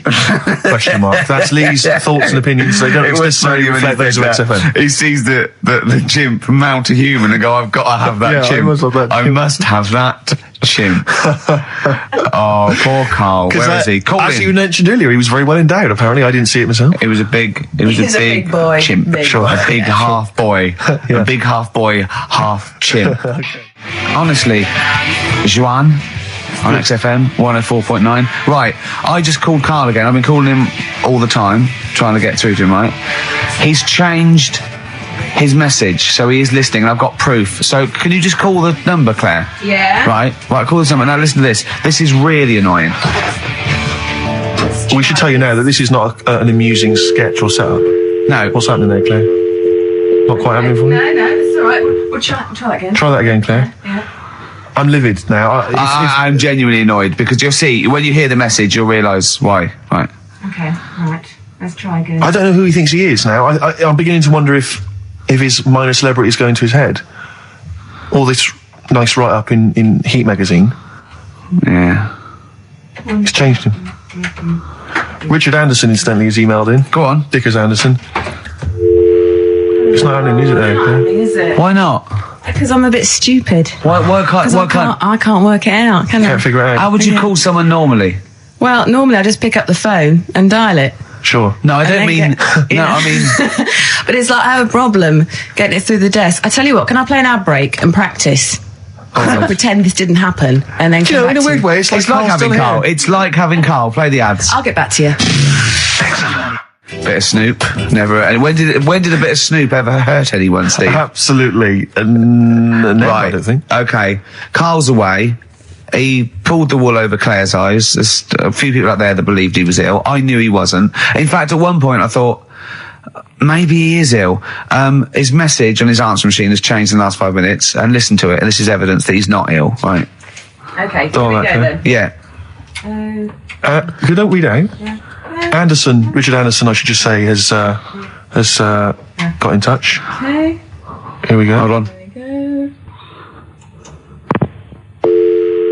Oh, Claire. No, I can do it. Just tell All me right. Anderson. This is ludicrous. Yeah, so obviously Richard Anderson, he's emailed in his thoughts. Dickie Anders, Randy Anders. You. Dickmeister General. And he says there's something making Have we got it clear? There's something, he says, there's something making strange yelping noises in the thicket at the end of my garden. Shall I go and prod it to see if it's Karl? Sorry I'm not in today, but not well on that. No more Rockbusters. I think that's what's affected me. It's got me down a bit. So he's joking, yeah. The doctor said I'll be back swinging on my tyre in no time. So... See you later. So he was listening. He's clearly listening. So he was listening, because we said about swinging on the We'll see tyre. the message. At any time. Right. Karl, call me. In fact, I'll tell you what, we'll play a little game. Karl would appreciate this. Call me, Karl, or I'm going to give out your number. What's the first 5 or 6 digits, Claire? Well, it's 07968. 07968. Okay. Phone now, Karl. Start calling now. Right, give the next number, Claire. You said Give the next number. 1. Make note of this, because if you want to call Karl yourself... 07968, and the first number to be given out is 1. He's not ill. How do you feel now, Claire? Because he's made a fool of you, because you believed him. I actually He's felt made a really monkey out of sorry you. for him last night. But now, passed out, I feel a little bit let down. Right, okay, so we give a number out every 5 minutes until Karl calls, because we know he's listening now. He's taking a piss. He's not ill, obviously, you can hear that. That was as long as a link, so he could have been here. He could definitely call. Are we leaving this message? Is this a message we're still leaving on his phone? Yeah. We're still leaving it. Good. Yeah. Good, yeah. Why don't we leave the rest of the show on his phone? Yeah, as a message. Leave it up. He's got to listen through it all so he can delete it. Yeah, exactly. And the other thing, of course, is that he's not going to get paid for this. No. So he's thrown away 80 quid. That's £80. Now, in Manchester, that's a week's wages. Easy. So he's obviously been spoilt. For all his mank charm, he's down here, he's living the life of He riding. thinks 80 quid's nothing. He thinks 80 quid's nothing Up there, already. you could be buying you could buy yourself your own horse. Yeah. You could probably get yourself a deposit on a flat. I'd have thought so. I'd have thought so. Easily. Yeah. And so, or sun lamps because it's always dark. Yeah. He could go mental up there. Now, Dog piece of string. So what's the first few digits we've given out? 07968. Yeah, That's and the then code. and then I've got 1. Okay, we give out a Another number of Karl's phone number digits. So take that down because we love calling him. Should we have a little bit of feed or Let something? me just tell you what Dick has said. He said, Richard Anderson, he also said, P.S. the show's still rubbish without Karl. Still rubbish without Karl. Now, is that a compliment? It's still rubbish without Karl, which suggests he thought it might be better without Karl. No, I think he means it's equally rubbish. Right. Brilliant. Nothing Thanks. changes. Thanks, Dickers. Yeah, he's Good nothing on Dick Meister. Well, Karl's annoyed me. He's not playing. He's not ill. Another digit from the number? Yeah, just do one more digit, Claire. You serious? Then? Yeah. 5. Yeah, 5. Good. 5, so 1 5. Okay, great. We'll keep doing that. But I'll tell you what, the best revenge is living well. Indeed. Why don't we just do a brilliant remaining 50 minutes of show and show the people that we don't need Karl. High five. Let's do it. You don't need Karl. Right, let's go. Starting now. Some brilliant stuff. Oh. I was You're going to say something? Yeah. No, I remember when I was growing up in Manchester. No, you can't. And so it's funny to me. I'll tell you. XFM 2.9. I said no. I saw a weird thing. I saw where in Leicester Square I was coming through China. I saw a hairy Chinese kid. No, I don't. It was weird because they're not usually hairy, are they? Did I tell you about me Auntie Flora? Is that supposed to be Manchester? By as like. Did I tell thee about me Auntie Flora who shat herself for 3 hours once? Did I tell you? I don't. There was a woman born once. You have to phone us. We've got nothing. Oh God, he's so annoying. Do you know what I feel like doing? What? Writing a little sort of hymn or ballad. About to Karl? To Karl. Yeah. We've tried threatening him. That's not worked. Give out one more digit. We got half hour to go. Because they're 3 digits, so it's what is it? 07968. Yeah. 15. Next digit, please. 7. Okay, 157. Right. I hope you're making a note of that. You'll be able to phone Karl, leave messages, tell him what you think of him. Unless he phones. He can stop this at any time by just simply calling here in the studio. You can just call and say, okay, don't... you can just call and say, please don't give my number out. And I'll go... As I always do when I'm winding him up and I'm slapping his head and I'm sort of like spitting on him and stuff. Eventually he goes, shouts, stop it. And I go, well, you only had to ask. Exactly. So if he calls, I go, you only had to ask. Yeah. Oh, the phone's going. Play that break. I'll answer the Oh, it phone. might be Carl. Oh. Wow, here's a bit of a turn up for the books. Karl Pilkington on the line. Right. Yeah, where you been? I'm off ill, aren't I? Right. Okay, what's the matter with you? Just a bit bunged up and that, and got the shakes, got that sort of, that shaky thing I get. Yeah, that's because you didn't eat last time when Suzanne was at work. Yeah, well, I think that's what brought it on. Plus, she was away in the week and I put some wet jeans on. And I think that's what's caused the problems. Well, when did you put them on your head? No, they were just on the Maiden and the legs felt dry, but Just on the what? On the what? Have you got the Maiden? What was she doing there? What do you mean? On the Maiden that you put clothes on. What? Your clothes horse. Maiden. Your clothes horse. Well, yeah. Right, okay, so you put wet jeans on, yeah? So that's why I'm ill and that. I'm Right. not having a good time. I've been watching the football. So you're just sitting at home watching telly where you could have been sitting here? Well, I would have been better off there because I've got a chair there. I've got no chair at home at the moment because I sold it last week. Why did you sell a chair? What, you only had one chair? What? Look, can't we just, I just was calling up to let you know I was alright and that. We're not interested in that, we want to know about the chair. I sold it. I had a little two-seater and I sold it because I'm getting a new one, but I've got to wait another month. So you've got to sit on the floor for So you sold a chair before you had another one? Well, she might not have wanted to buy it in a month or something. So I got rid of it whilst I could. She was alright, buddy. We'll talk about that next week. Oh, you're going to be in next week? I look forward to that then. That's a dynamite piece of radio to tune in for. The day Carl sold a chair. Brilliant. Alright. So you alright then? It's going alright? But why did you take this long to call? We asked you to call since the very beginning. We've been phoning you. Why is your phone switched off? I heard the beginning. I heard the beginning of the show. I thought, yeah, it's going alright, the there and stuff. Turned it off. You turned it off? No, I put a tape in though, because even though I'm ill, I'm still showing an interest in it. Well, you're not, if you're watching football and shaking. Yeah, well, I'll listen back to it later, so I hope you haven't been dissing me. No. Right? Definitely not. Don't listen back to it, it's not worth it, but we haven't been dissing you, no. And I've just been watching a bit of football, right? Did you watch the Monkey programme last night? You told us to watch the Monkey programme. We all stayed and watched the Monkey programme. Alright, wasn't it? It was rubbish, wasn't it? Obviously not half chimp, half human. Well, I mean, they missed out a lot of the interesting bits. They didn't have any interesting bits. Those are bits that you made up to make it more interesting. The bits that I told you about 3 months ago before they decided to make the programme. Yeah. What were the bits that you came up with? Well, they missed out the bits about, the zookeeper. Right, there wasn't a zookeeper, yeah, go on. Well, there was, but they left that bit out. Well, okay, fine. And they left out the bit where it ran from there in 1975. In terms of those that did research, they actually went and filmed it. You read it on the internet. Yeah. Yeah. Chances are you're the one with the facts wrong. Yeah, I think they also left out the bit when it jumped over 3 double-decker buses on a motorbike. On Evel Knievel's motorbike. Yeah. So, I can't believe it. I cannot believe it. Not only do you not bother turning up, but you turn off the radio and start watching football. Yeah, I turned it off, but I've recorded it. I'll listen back later and sort of... Well, what good is that? Sort of, I like to keep it in shape and that. I'll have a word next week. Alright. If you receive any phone calls from people you don't know, we don't know anything about that. Instantly, we don't know why that is happening. That is just going to be a weird, spooky thing. So and don't bother telling the story about Men in Black 2 either, because I don't think people will be interested. Actually, on the subject of Men in Black 2, what? Have you seen that, Steve? No, I haven't, Carl. Tell me about it. You should see it. Go on. Why? Because there's this thing in it. Go on. What, a stupid, bald Mancunian tosser? No, weirder than that. There isn't anything weirder than that. Big eyes, it was gangly. Keep talking. You've got to see it, because you wouldn't believe how the likeness and that. You've got to get the film out tonight.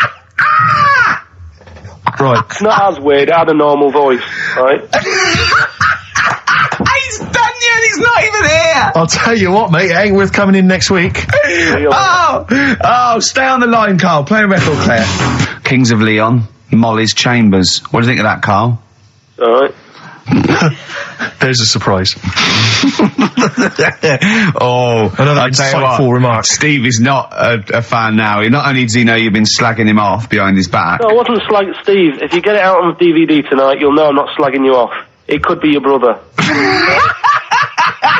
I love the fact that it makes it worse, but he's thinking you're going to go, oh, he wasn't slagging me off. It does look like me. I do think I'm an alien.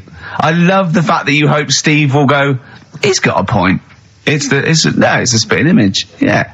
I am, seriously, Carl, I'm really angry. I'm so angry with you at the moment. You haven't seen it yet? No, I know, because I know what it's going to be, and I'm just... Why? I'm fuming. I'll tell you why I'm angry, because he doesn't do it in jest.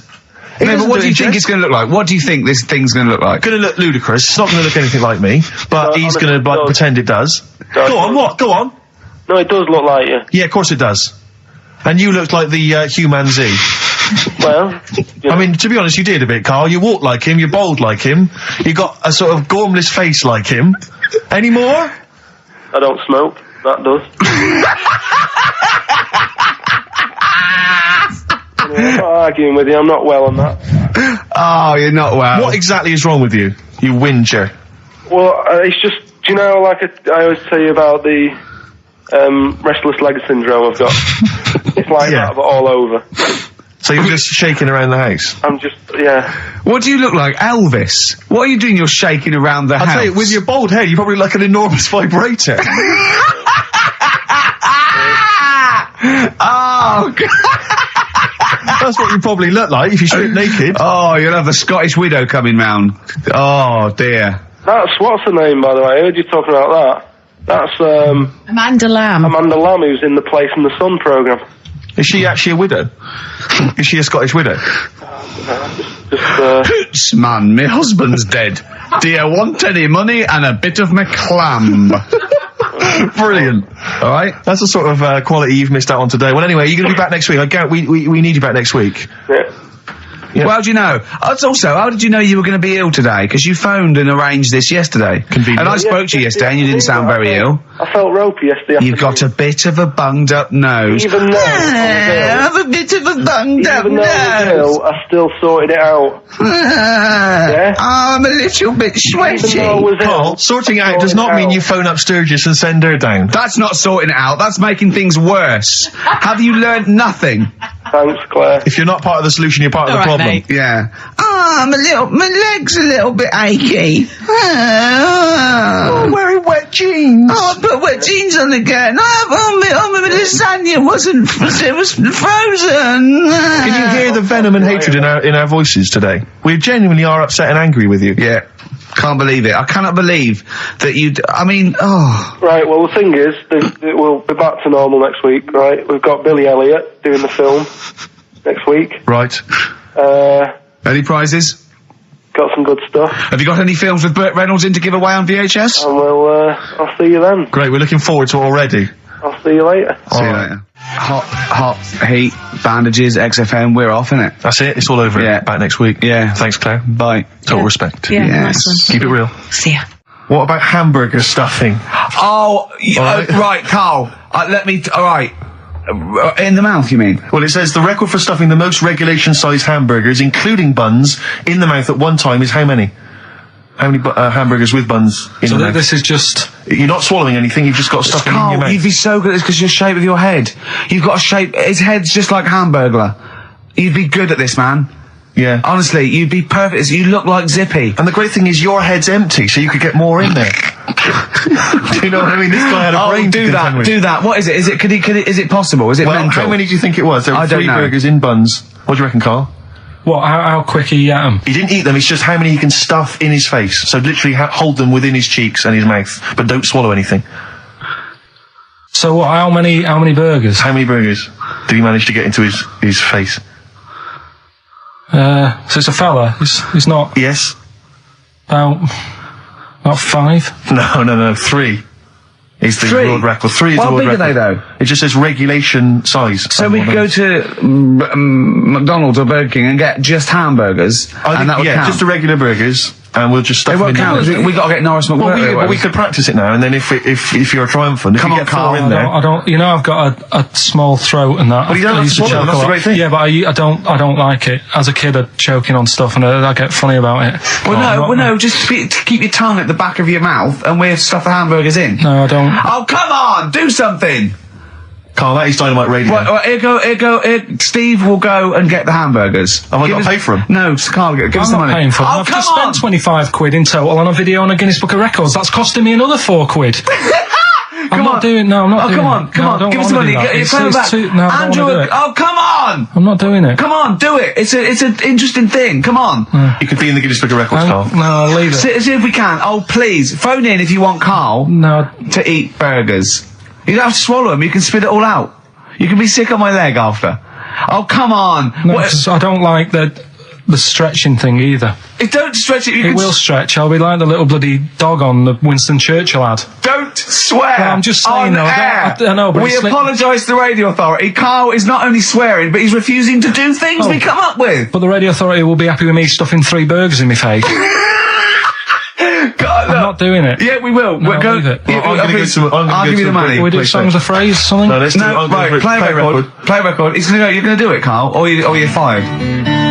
No, actually, he wants that. No, you're gonna do it. Do it. Please do it. It'd be great. Honestly, please do it. What about chicken McNuggets? Meet halfway. No, there's no record for chicken McNuggets. Well. Mental. So I'm not doing it, Steve. So. You are. Steve. Hello. Can you hear me? Yes, can you hear me? Yeah. Where are you? I'm in one of the capital's many burger joints. I'm just about to go up now and order some burgers. Where are you? What are you? Where are you in? I'm in McDonald's in Leicester Square. Oh, right, okay. Yeah. What are you getting? Just get. Hello there. Yep. Get Hello to there. the I menu. need to order 5 regular hamburgers, please. If that's all right. Sorry. 5 hamburgers. Yes. You're probably wondering why I'm ordering only 5 hamburgers, aren't you? And let me tell you why. My friend is going to try and break the world record for putting burgers into his fat, stupid face. What do you make of that? Exciting? Yeah. Do you wish him good luck? Yeah. What's your name? Kyle. Tyre? Yeah. Oh, thank you very much, Tyre. I'll try and get Tyre to wish you good luck in a minute, Carl. The coming shortly. 5 should be enough. The world record is what? 3? 3, yeah. Okay, good. I don't know what. Oh, here we go. How much is that? $3.45. $3.45 for 5 hamburgers. It's good, isn't it? It's good value. It is really, isn't it? Really, yeah. I mean, if there's anyone from from McDonald's listening, they probably want to give us some free stuff. I would have thought. I would have thought, right? Would you just wish my friend good luck before you just on the end of the line there? Just say good luck, Carl. Good luck. All right then. There you are. That's the people from McDonald's wishing you good luck. Carl, I'll be back shortly with the burgers. Brilliant. Okay. Do you want the pickles left in? Eminem. Sing for the moment. On XFM 104.9, I'm Ricky Gervais. With me, Steve Merchant, with 5 little hamburgers. Got 5 burgers here, yep. And so I don't know, how should we begin, Carl? Do you want to just look at the size of these burgers? Look, they can see it on webcam, can't they? They can see us stuffing these burgers into your mouth. And by the way, I'm filming this, Steve. Look, Brilliant. Look, I've got a camcorder. We'll put this on unseen footage on a DVD or something. Or maybe on the website. On the Oh, Carl, what if you break the record? Okay, Carl, I'm coming round now to just monitor this and adjudicate. What's the web? If you want to see this on the webcam, what is it? XFM.co.uk. Right, okay. Hold on. Can I, Steve, I'm can not I do being that? funny. I'm not being funny, right? But I think I have got like a bit of a wheat thing. You've got a bit of a what? A wheat allergy thing. Don't give me that. No, seriously, my head's... I've been eating a lot of shredded wheat recently. And my head's got a bit bigger. Carl, I don't think you can let us down now, mate. So you just got to put that first. No, I can't put that like that in my mouth on its... I've got to break it up. I've got to break it up. Can't break it up. Can't break it up. It doesn't say you can on the rule thing. It does. It doesn't. I can't look. I physically can't. Try it. I can't look. I'd have to be Jay Goody to get to that. Seriously, look. Try it. Yeah, I know, but you're not approaching it right. That's it. Come on, go on. That's all I'm saying. He's not going to do one. Keep going. That's good work. Keep going. How does I get 3 in? Keep pushing. Keep pushing. Ease it Keep in. pushing. Get 1 in at least. Ease it. Get 1 in at least. Get 1 in. Ease it in. Get 1 in. Push it. That's one. Then let's go for another one. R.E.M. Night Swimming. It's a lovely song, isn't it, Carl? Huh?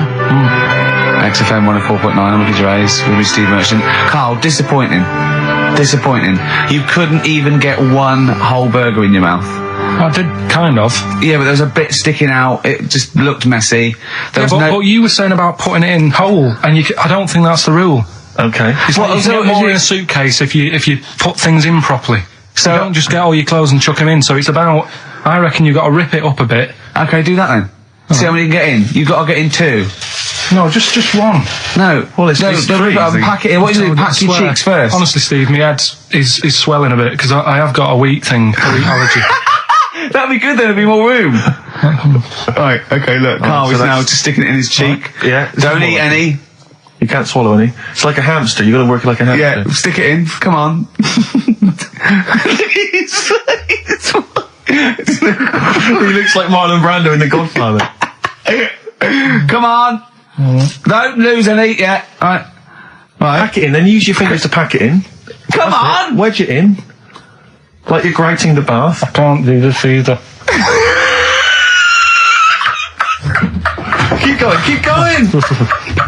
Keep going, don't give up so early.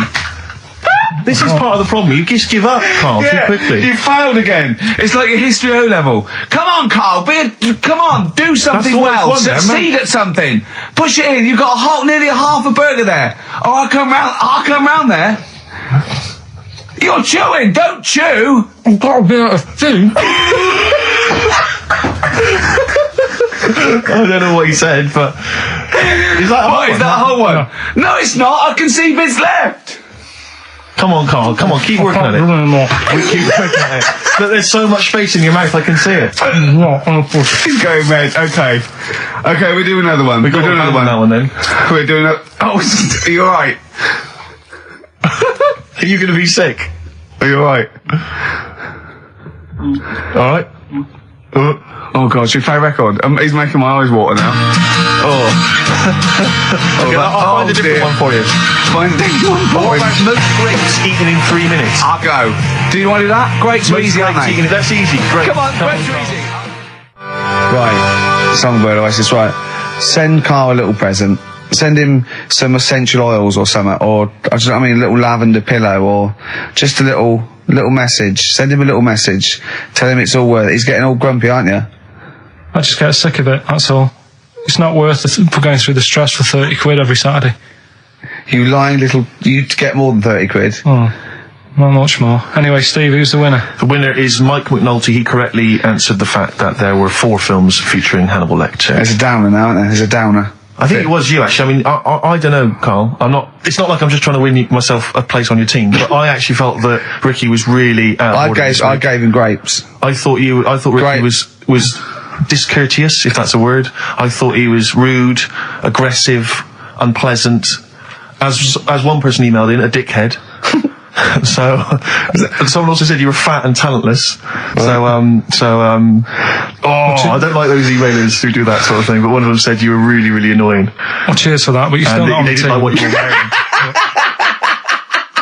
So, back next week. What did you say? Cheers for that, but you're still not. Badly Drawn Boy. All possibilities on XFM 104.9. I'm Ricky Gervais, with me, Steve Merchant and Karl Pilkington, and a few new characters. Steve, I can't believe that. As I said, I know you love Moyles and his sort of wacky stuff, and Chris Moore, Edmonds, one of the greats, and Edmonds, and just all the. Well, I'm going to go along the same sort of vein. I've come up with a couple of. Can I show you one? I'm excited. Okay, well, it always starts with a sort of doorbell. Okay. So it goes, ding dong. I go, oh no, hold on, Steve, hold on, Carl. Who's that at the door? Yeah. Hello. Oh, hello. Oh, look, it's Camp David, the right queer gay. Oh, hello. You look all gay today. Is that because it's nice weather? Oh, no, that's not what it means. Oh, have you got a girlfriend, Camp David, the right queer gay? No, but I've got a boyfriend. Oh, bye. Right. Oh, ding dong. Oh, it's another one. Another comment. Hello. Oh, look. It's... Holy fuck, the little funny Chinese fella.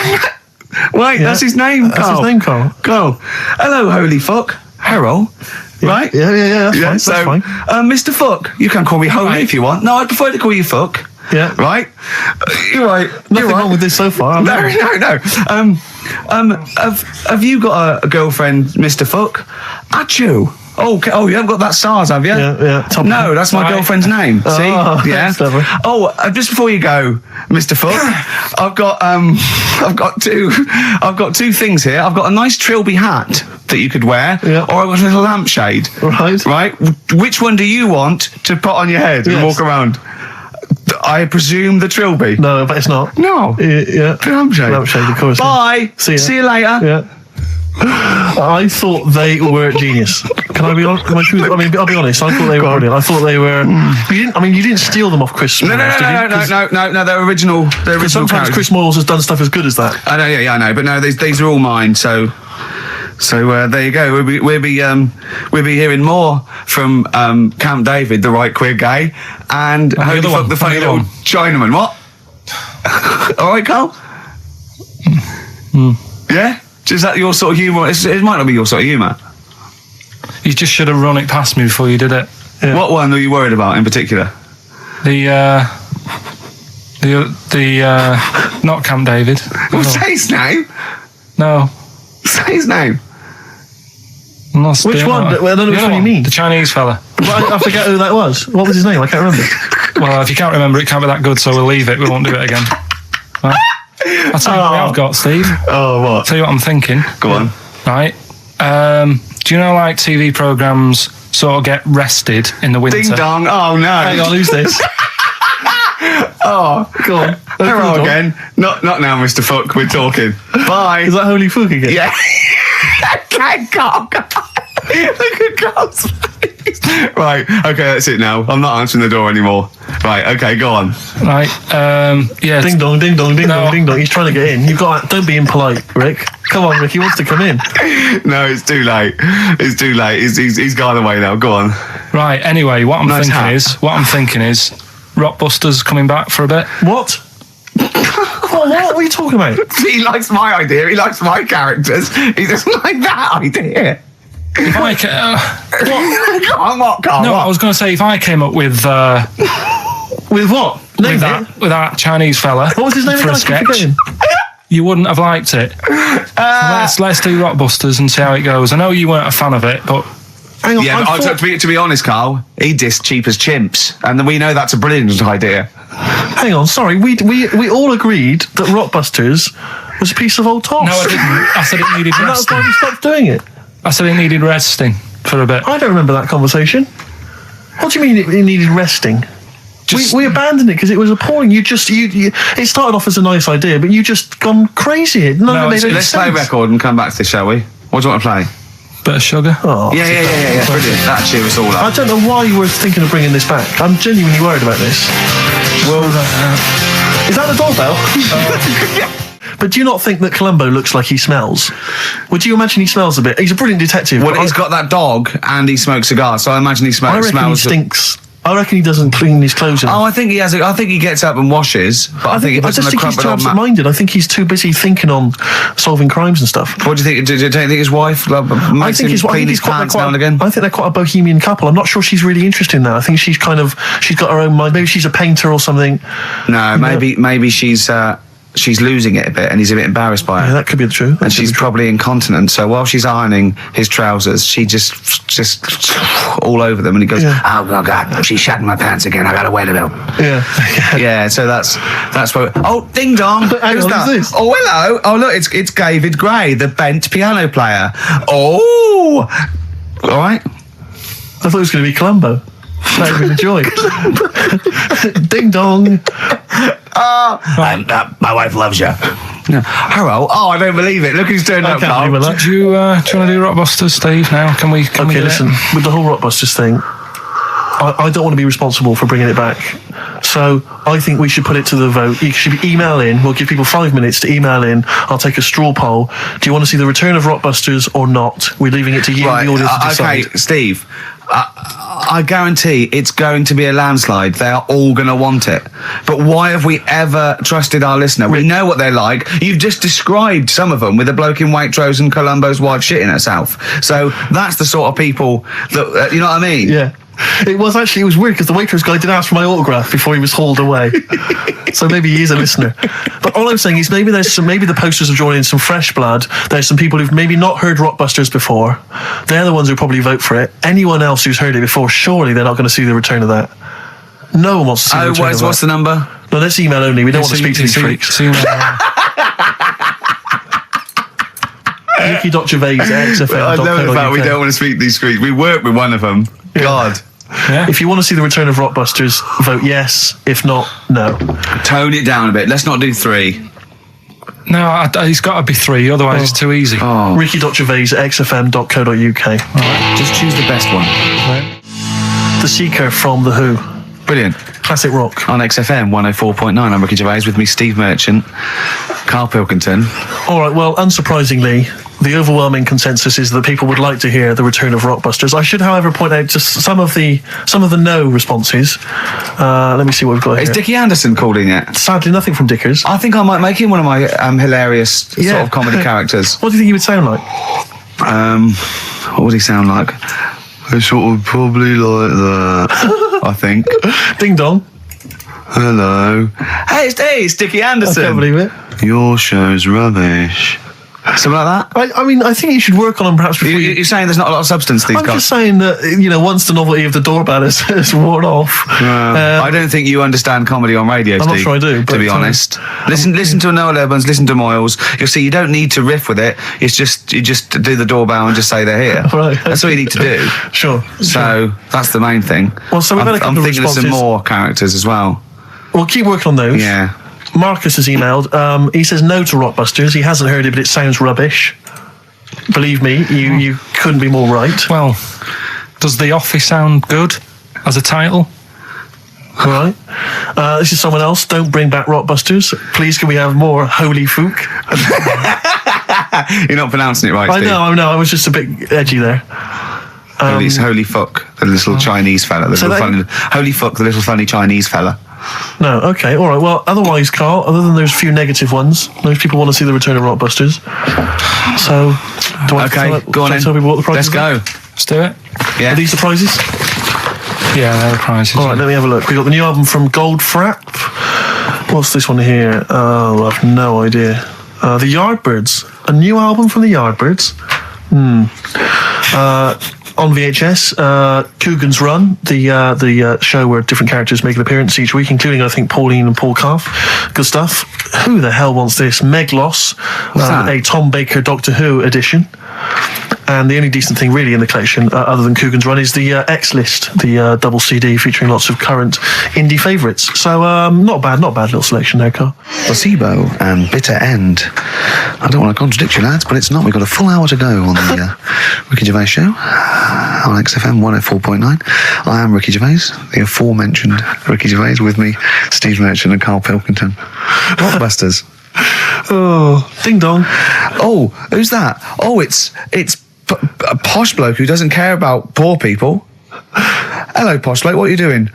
I'm in my Rolls Royce and I don't like the homeless. Oh, posh bloke, don't be a... You want to do the satire? That is satire. Yeah.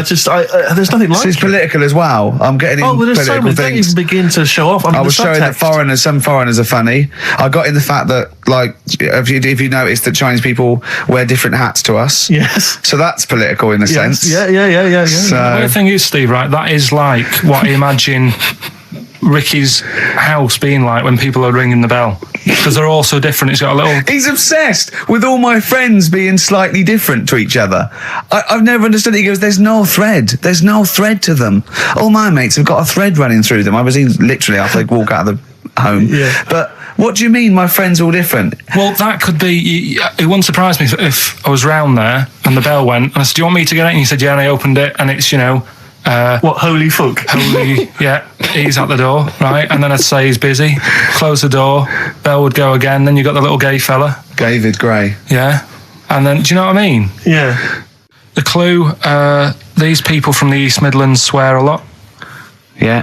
TTB. TTB. The answer. TTB. Yeah, go on. Give the clue again. These people from the East Midlands swear a lot.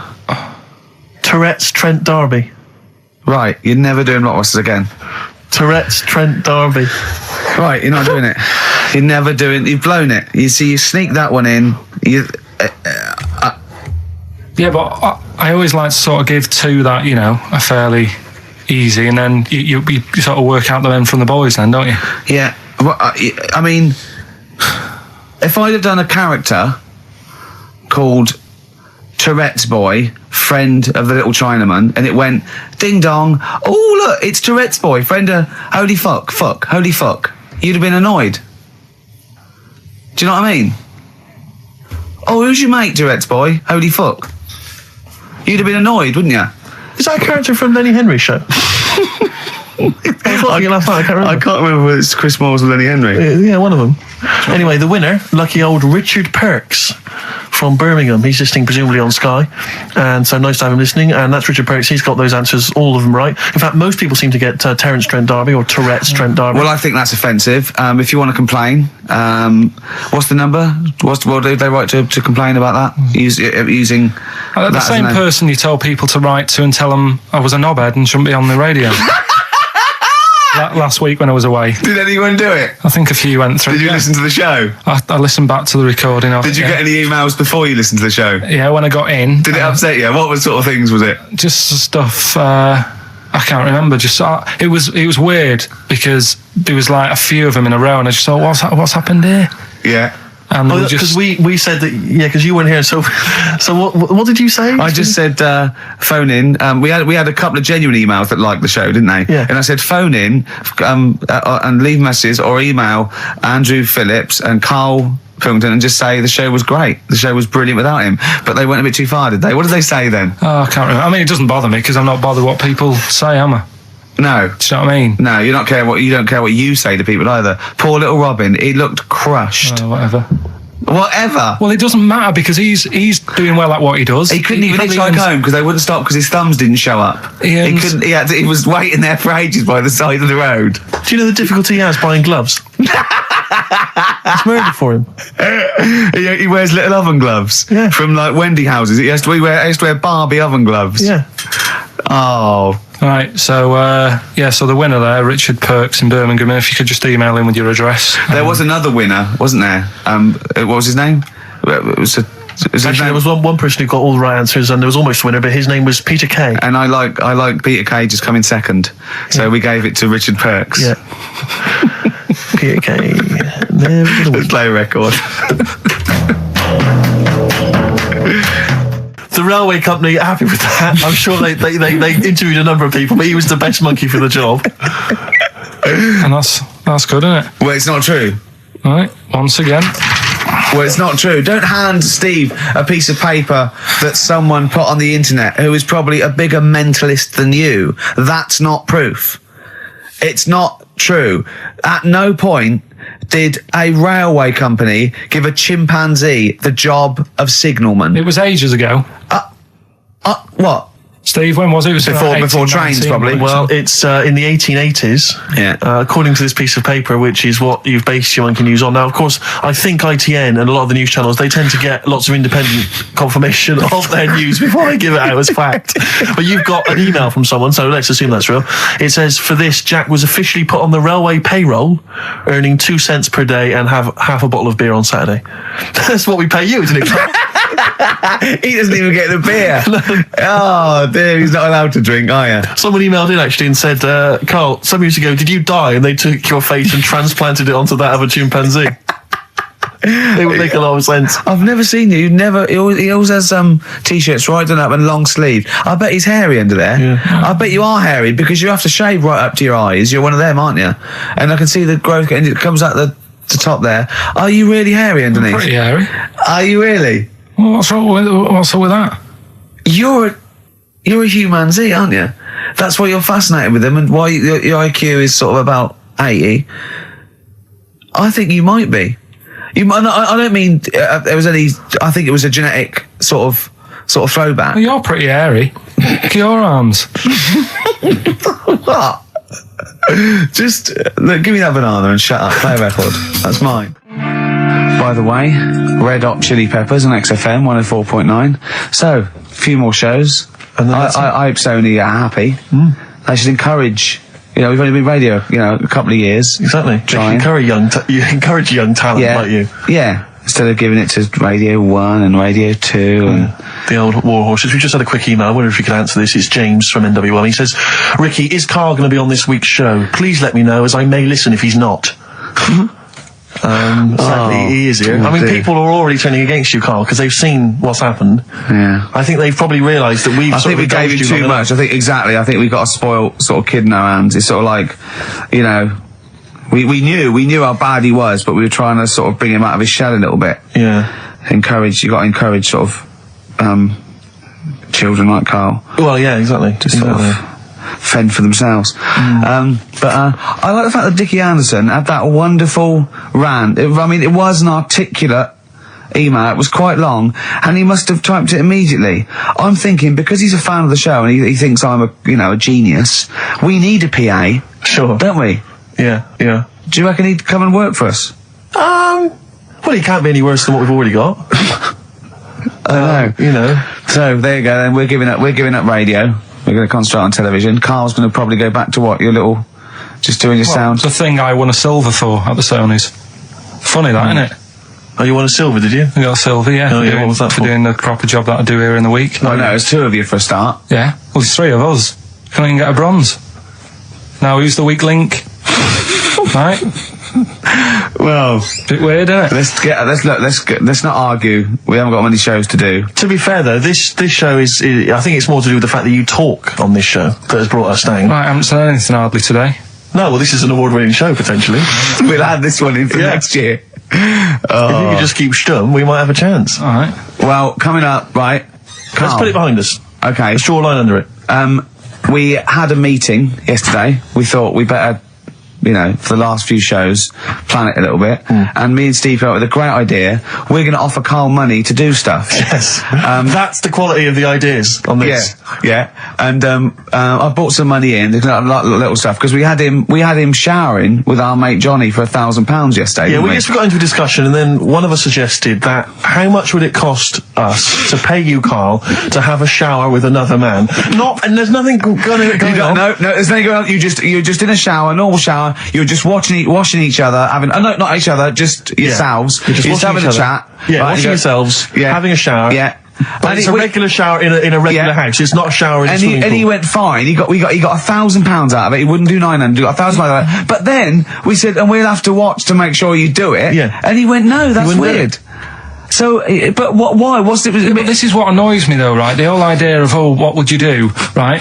So I bet you missed out there. When we started this chat saying, I wonder what you do for money, it did start off with, would you rub Dale Winton's neck? Would you give Dale Winton a massage for 20 quid? No, but you have to say no, 500. We're trying to find out what your price is. What price, Karl, is the name of the show. So would you give Dale Winton he's got a knot. He's got a bit of a knot. He's stressed. He's been doing supermarket sweep, and he's furious. One of the contestants was answering back, calling him names, and he's got all knots in his neck. You just give him a little bit of a 5 minutes, a little neck massage. How much would you do that for? He's naked, and it's just a little neck massage. There's nothing going on. It's like, see, there you're naked as well, but it's just the two of you naked giving him a little massage. No, seriously. Would you give him? Would you give me a foot massage? For how much? Well, that's what's your price? And what are the rules, though? Can I wear gloves? No.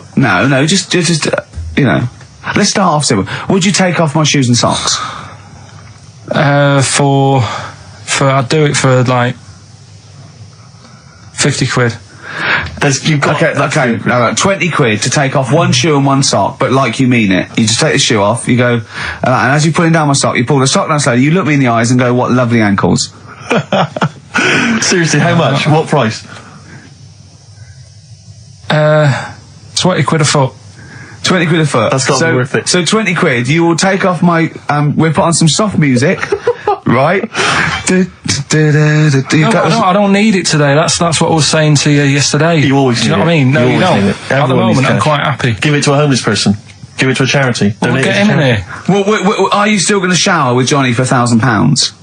Not now, because you said, and me and Steve are just going to stand in the corner and watch. Well, we've got to make sure you do it. You might go in there and just like wet your hair and come out, pay Johnny £500 and go, yeah, we had a shower. How will we know? Sorry, I'm quite interested about the shoe and sock. I'm back to the shower. You just have to wash yourselves. We have to inspect that it's really clean because we want you to wash certain parts really. Right. Well, why have you both got to be in there then? Well, no, just one of us. Can we just take? I mean, yeah. Or can Steve film it? as evidence, just as evidence. Or I'll tell you what, we'll leave the TV camera in there. We neither of us to be in there, then we can just watch the video. Are you a couple of benders? Are you a couple of benders? No. No. But can we discuss further the taking of the shoe and the sock? Because I think there's £20 in. I'm willing to pay £20 to see that. So a little surprise for you there. That's Coldplay here. They're live through there. Thanks. Can you hear me? Yeah, brilliant. Do you want to say a few words? I'll have a quick word with Chris, lead singer Chris. Chris, good to have you here. Hello. And how's it going with Gwyneth Paltrow? Brilliant. Yes, she's a lovely lady. Yeah, no, I thought so. Yeah, I saw her in Shakespeare in Love. She's good in that, isn't she? If you would pass that on to her, just yeah, it's going all right. You going to get married or? Yeah, so I'm married either her or that Julia Roberts woman. Yeah, either one is good. Yeah. I know you're on holiday at the moment in Hawaii. I read in the paper today. No, you're actually here. I'm actually here. Okay. Got to go now. Got to go. All right, just a couple of quick. See you later, Chris. Yes, see you, Ricky.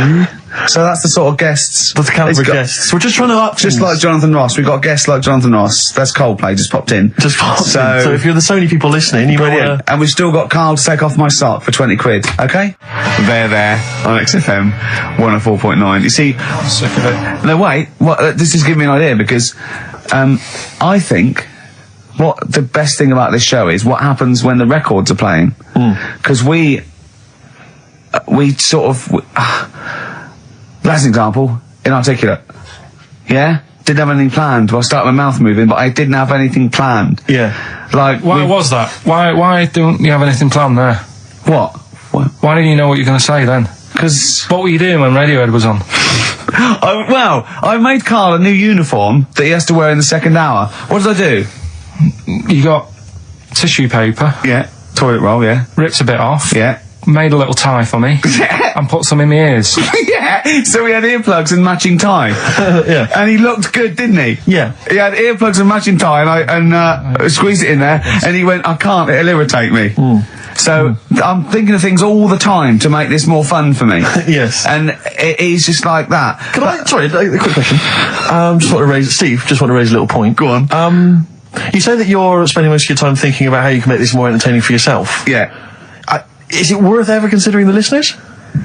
Well, I think that if you're happy, they're happy. I'm not sure that's true. I've been monitoring a lot of the feedback on the email and stuff. Yeah. It doesn't appear to be the case. But that's because Karl won't go along with stuff. Sure. I mean, they could see on the webcam his little matching earplugs and tie that I made. I just did a cartoon that went for £350, right, on the website, right? So that's one now. Yeah, we're gonna do it. We're gonna make it really good. We're gonna give them lots of stuff and sign DVDs and everything. So that's great. £350. Who was it? I think her name was Joanne. It's not definite yet because we haven't got the money off her. Wow, she's you got to trust them, haven't you? And so I think people would love to have had a matching. I'd have signed it and everything. Little matching earplugs and necktie made out of toilet roll. Yeah. And he don't want to wear it. But I had a great idea for a show, right? We filmed the behind the scenes, right, of each show. So, then you get a CD of what went out, but you saw what happened behind the scenes, right? And it follows us through a week, right? And it's called X-Men 3. Ah, I see, because of XFM. Yeah. Right. And then we can film what Karl looks like when I'm squeezing his head, what he's like when we're trying to make him touch us, all that sort of stuff, when he's getting all stressed out in the day and we just pop up, right, what he looks like, his little head, everything. And would this be broadcast on TV? Or? I think so. I think Choice, something like BBC 3. Yeah. Yeah. I mean, again, it's not because I'm very much in the centre of the storm. I'm very much the eye of the storm. Yeah. And I know that I myself would not want to watch that. Really? No, because it's... Any negative, Carl? He was like this when you came up with Cheap as Chimps. He wanted to drop Rockbusters. What was the other thing he didn't like? That other TV idea I had. Yeah, what, putting a baby in a room, setting it on fire and see if it can make his way out? Setting the room on fire. Let's not get silly. No, but he didn't like that, did he? I mean, I don't want to sort of... I don't want to blow my own trumpet, but it does seem to me that my criticism of those things is probably justified. I mean, Cheap as Chimps, where is it now? Wow. Donald McIntyre took it. Not really, Carl, not really. It is but a pitiful memory. Both your game show ideas terrible. This TV show idea, I think, again, it's only interesting to you, Rick.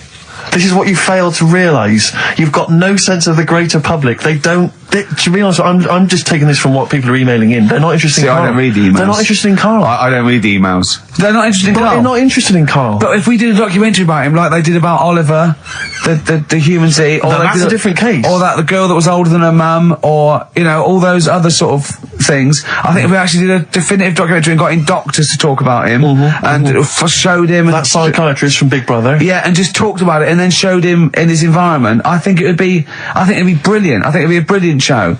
But I think that's interesting. I think you're right. Some kind of anthropological study of Carl, fascinating. You making a little neckerchief for him, I'm not so convinced. But that'll all be part of it. Play record, let's think about this, because I think this is an idea. If any broadcasters are listening, like Greg Dyke or, we'd even go to Channel 5 with this, I think, wouldn't we? Really? I mean, alternatively, if you'd like to incorporate Carl into some kind of Blue Peter appeal... Let's do something. Let's just get Carl... Look at his face. How could you not... See, a lot of people still don't know what you look like, Carl. Play record. Turin Breaks, Painkiller on XFM 104.9. A couple of emails, Rick, that I ought to notify you about. Holly has emailed in. She wants us to wish her good luck. She says that she's one of 15,000 women who will be walking 26 miles around London starting at midnight tonight in their bras to raise money for breast cancer research. Prostitutes? No, just regular ladies, I think. Oh, right. But I was at a loose end, so that's something for me to do for something. I'll pop down and support them. Also, we got to say hello to Sonia, who's it's her 18th birthday, and we're going to play a little Smiths track for her later. So we're trying to be interactive. Yeah, I've seen how other DJs do it. They have phones. They go, and how are you celebrating tonight? Oh, we're just going out, Foxy. Have a good time. Here we go. This is, you know what I mean? Yeah. We've got to be. I've guessed we had Chris Martin in from Coldplay, which is going to be a lot. Well, Chris is still here. Hello. Chris, how did you come up with the ideas for your songs? Just make them up in my head with the guitar. And how old are you now? 28. Thanks very much. And that more from Chris Martin later, I imagine. Cheers. We've also had an email. Thanks, Chris. We've also had an email from Jim. It's as easy as that. We've had an email from Jim. He says, on the subject of the postcards, his brother once met the bloke who posed for the photo on those biros that when you tip them up, the black ink kind of sinks away, and it shows him nude. And he was apparently an aspiring model, and he got paid $75 for it in Hong Kong in the 70s. Carl, would you have done that? Would you pose nude for a pen for $75? I mean, inflation, can't I? Let's double it every 10 years, say. So, yeah, so 150, 300. I'll give you 600 quid to post news for biros that we give away for XFM. An XFM biro, where your clothes sink away when you turn it upside down. And what sort of shape was this fella in? He's in pretty good shape, yeah, I think. 600 quid. Yeah. I'll make it back on selling the pens. No, I won't do that. I always remember being at school, when the first time I ever encountered one of those pens. There was a kid at school, Jason, and I had one of those pens, and he turned it upside down, and it was where the woman's clothes sink away and she's naked. Yeah. And I remember sort of seeing it and him showing it to everyone, all the young lads, and them thinking, this is amazing.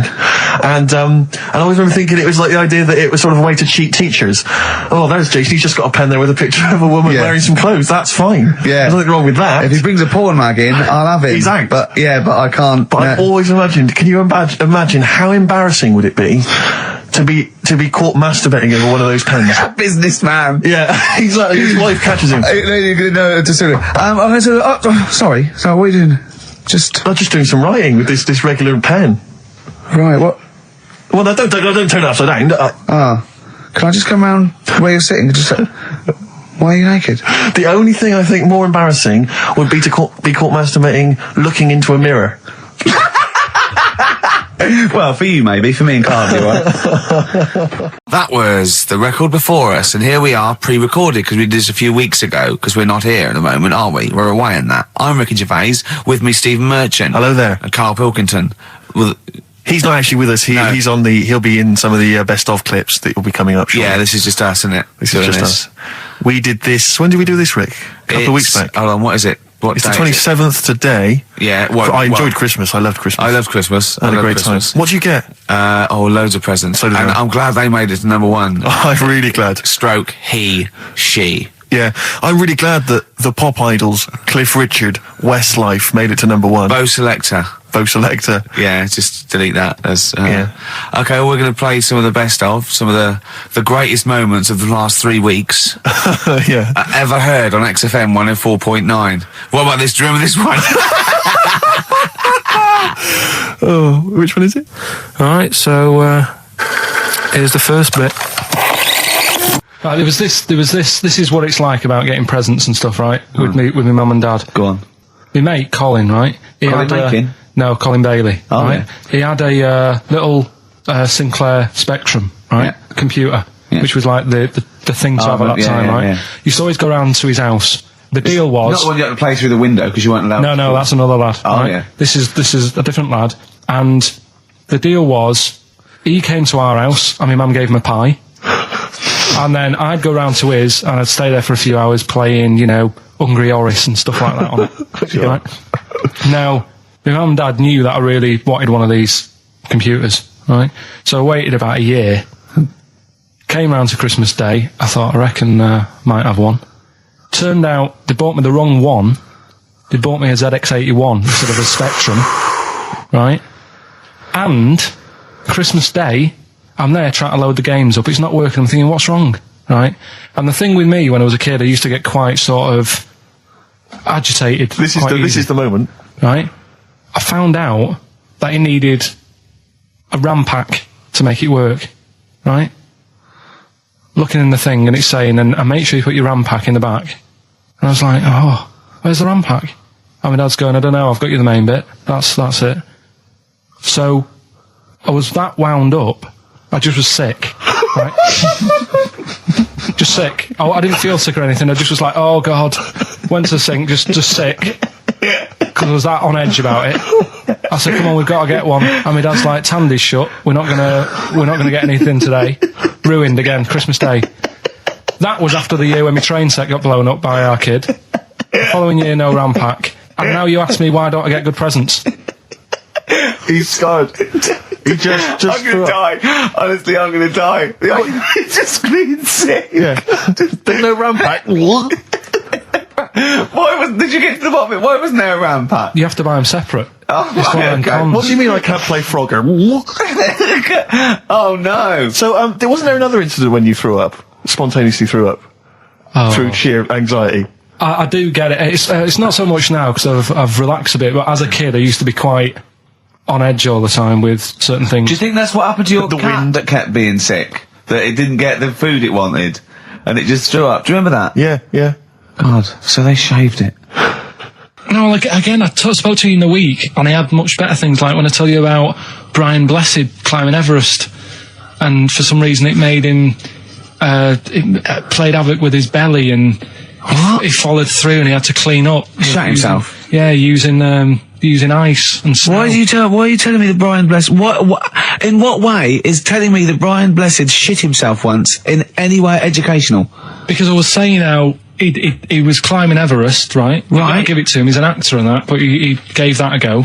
Yeah. Right? It played... What's the point of that, you'd say, wouldn't you? You'd say, God, he's so he's alright. Me doing a boxing match for no reason is rubbish, but him climbing Everest and shitting himself... Yeah, he did that. Is commendable. Right, and he's only gonna, go and do it again.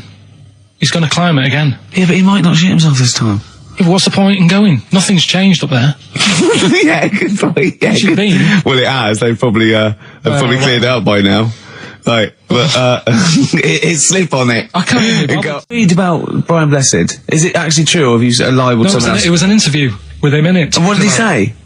Oh, come on! What did he say? He said I climbed Everest and I played havoc with me belly. Let's talk about it next week. We've really run out now. Oh, you're a fool. 3 holidays Carl's had this year. Last year. Yeah. I'd love to have 3 holidays.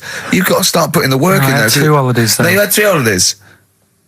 You went away with Suzanne and her parents. Yeah, well, that doesn't count. It does count. If you book 2 weeks off the firm and you go away and you go, how was your holiday? Go, well, it didn't really count. It wasn't a really good holiday. Can I have them days back, please? My New Year's resolution is to be nicer to you, but talk sense. You've already broken that. No, but talk sense. Talk sense. You've had 3 holidays this year. And I'm just saying, you're in your 30s now, and 30s is when you should be really putting the work in. That's true enough. To reap the benefits in your 40s, 50s, 60s, 70s, 80s, 90s, and 100. Carl, what's your New Year resolution? What about think before you speak? It's worth... See, I'm allowed to laugh. I'm allowed to laugh at things other people say, Carl. That one, that is a good suggestion. How was your holiday, Carl? It was all right. Right, brilliant. But that I don't see on the ratio of good to bad in Carl's mind. That might be amazing because we never hear him singing the praises of anything. I'll tell you what. Can we have a cracking little tune and then come back and hear about Carl's holiday? I'd love to do that. Let's keep it tight. Love to Tear Us Apart by Joy Division. Now I can't put my finger on it, but that doesn't sound like the original, and it's off a compilation. It sounded a bit fast. I think the vocal was slightly different. If anyone can, put me out of misery, I think it might be in a session of the time or something. Carl, is it a New Year resolution for you? Another one. Maybe when we ask you to get a song, get the original single version. I could be wrong, not some but obscure session. Yeah, it does seem different, doesn't it? Very odd. Yeah. Yeah. Maybe we just remember it wrongly. But anyway, that's XFM for you. 104.9, I'm Ricky Gervais with me, Steve Merchant. Karl Pilkington. Carl, you went to Lanzarote. Yeah. People said don't go to Lanzarote. They told you it was Lanzarote. They told you, were they right or wrong? They were right, yeah. Really? Yeah, it's a bit ropey, yeah. Is it? Why? Just, out there. If it wasn't for the volcano they had, it'd been knackered. That's their big draw, is it? That's it, basically. That's all they've got going for them. When you landed, was it really hot? Were you quite excited? You were thinking this is okay? It was warm. It's we can't complain about the weather. The weather was all right. Sure. You know what I mean? That's what I went for, but it'd be nice if there just was something else. Yeah. What did you do all day then? Did you read your ritual book? No, I didn't read that. I read that book. Do you know the book that I bought and all the chapters were messed up? Oh, yeah. I bought a better version of that. All right. And I read that. Excellent. And then... Did it make more sense in order? Yeah, a lot easier to follow. Yeah. And then we went and had a look at the volcanoes and that. They've got 36 of them to look at. How many did you look at before you realised that pretty much, you've seen one volcano, you've seen them all? Probably about 6 or 7. Really? Yeah. And then when you got to the 8th, you thought, now I know what this is going to be, Suzanne. This is going to be like a mountain with a hole in the top. Yeah. Really? But it happened years ago as well. It's like, just keep a couple, fill the rest in, tidy it up. Fill the rest in? Yeah, no. Well, getting some builders. No, seriously though. Okay, 4 million tons of concrete, please. They're an absolute death trap. Yeah, what do you mean fill them in? Do you know what a volcano is? It's just a hole, isn't it? That's happened. Well, it's more than the hole. It's more a portal to the magma in the centre of the earth. Back in 1730 it happened, and they still haven't sorted it out. Well, when you say it happened, volcanoes were made a lot longer ago than 1730. No, but the one that did Lanzarote in. Right. Sort it out. What would you suggest? Well, how can they fill it in? It's joined. It's all joined. No, but what I'm saying is... the big plates of the earth are all joined. All the magma's joined. With the trade centre thing, that happened. They cleaned it up, sorted it out, they've moved on. That's what I'm saying. Whereas Lanzarote have just gone, leave it. It happened back in 1730. You misunderstand me. How, in the name of God, can you fill in a volcano? You ignorant twit. No, but it's not just the holes. They've actually left the lava everywhere. That's what I mean. It's not just the big holes. There's lava everywhere. But it's molten rock. They can't just pick it up like they're like a carpet. Put it in the holes. The holes are there ready. Just push it all in. That's what I'm saying. Do you know what a fable is? I've got a rough idea. Okay, it's a thing that uses sort of metaphor, analogy, just to explain sort of morals. I mean, they're very old for a start, and it's all. I'll give you an example of one. a quick one. Oh, the one about the dog with 2 bones. He goes to a dog's got a bone. He sees a reflection in the lake, and he thinks, "Oh, that dog's got a nice bone.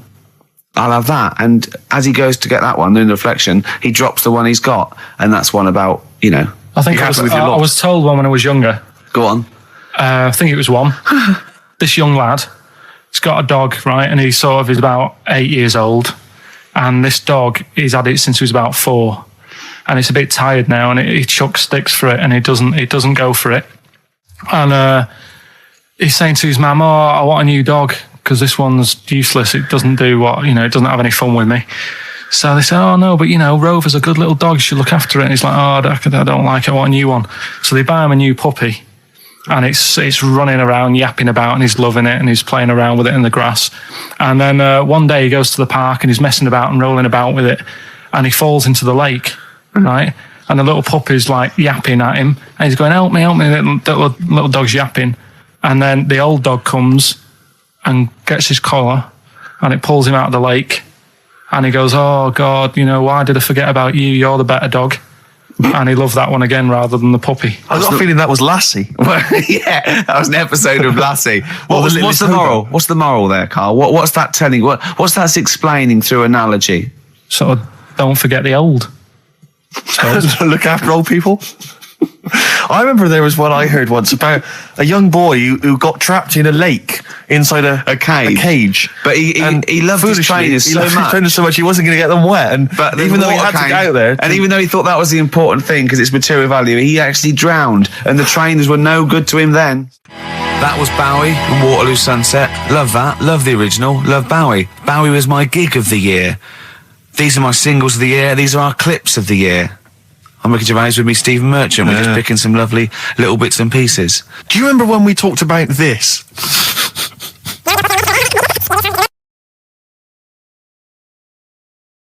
So we just had a text here that says, and I don't know what truth there is in this, as ever, but John says there is apparently a nude bike ride today in Hyde Park. Now, I can't believe that's the case, because I don't think it's allowed, is it? You can't ride around with your veg, can you? I don't know. Why would you want to? Well, good point. On a bike. On a bike, I like the fact that that's what disgusts him. Do you know what? If we did appeal for a nudist to call in, I'd want a very specific sort. I want a German nudist, a middle-aged man called Helmut. Okay. If there is any, or the closest one to it. So I want a middle-aged man from Germany. If your name is Helmut, you're in. But I'll accept Hans. Carl would be good, wouldn't it? All right. Yeah. I think I'm wondering if the age might. Maybe we could we broaden that Okay, just a German nudist bloke. Right. Could he at least be fat? Could I find a fat German fella? If your name's Helmut, we're going to give you a big prize. Yeah. But any fat German fella who likes to get his sausage out. Sure. Okay. It's sauerkraut. Yeah. What's the phone number? 0871 222 1049. It'd be good just to get an email or a text with a contact on it, and then I can just call them up in the week. Sure. And 83936 is the text number. I don't know what our audience demographic pans out like, Rick, but I'm suspecting that's probably a fairly small fraction of our listenership. I know, but there must be someone out there. If you know a fat German who likes to get his tackle out, phones are going. Straight away. Just answer it, Carl. Just answer it. Just pot that. It could be anything. Well, just see what it is. To be fair, it could be a nutter. But just say hello. Just tell his nutter straight away. He'll stay there, won't he? He'll stay there. Well, answer it. Answer it. Leave it. Answer it. Oh, you see this? It's gone. It's gone. There you go. He bottled it. So, just as well. Well, you took too long to answer it. There's a vicar in Australia who started sort of doing his services and all that in nude. Hot, isn't it, out there? Yeah, where'd you get the churches aren't. Churches are pretty cold. It was on some website. Of course it was. Yep. Just saying about a vicar and that who's there's a lot of nudists and that who want to get married. Do it, don't mess about with the wedding dress and that. Just snip up. Isn't it? Well, I suppose it's so. I suppose if you believe in God, you believe that that's the way to be in it, because Adam and Eve and that. Yeah, but then in Adam and Eve, the shame made us dress up, didn't it? Yeah. Eating the apple and things. Yeah, but God didn't want that, did he? No, he wanted to see it all. He was loving it. You don't know ahead of time getting a life full of all of that, and then the snakes cover yourself up. Stitched him right up. What exactly is there then? Is it just a kind of moon-like kind of surround with just kind of dust and rock? That's exactly what you see. I was there when the Mars thing all went wrong. I would have just sent a camera crew there, filmed a bit of that, right, and say, here we are, this is it. Ignore the little coffee shop in the background. Right? This is Mars, because that's where it's like just loads of dust, holes everywhere. Side it up. Little round-headed aliens complaining, whinging, just like Mars. Yeah. So, is there any? What's the best bit about the holiday? Come on, pretend you're Judith Chalmers. I have been doing. I would have done all. I would have said that. Don't bother. Right. I mean, the hotel was good. Yeah. That was all right. What was that like? It's all right. Just clean. That's all you want, isn't it? See, that's not quite what Judith Chalmers does. She doesn't go, what's the hotel like? All right, yeah, clean, innit? All right. What was it like? Was it, what was it? 3-star, 4-star? Did it have a swimming pool? What was the room like? Yeah, had a swimming pool and that. Yeah. Yeah, it's good. I think it was one of the better ones on the island. Okay. Nightlife? Wasn't really any. There was a bar, there was some bands playing. Yeah. Not very good. Food got a bit boring. Yeah.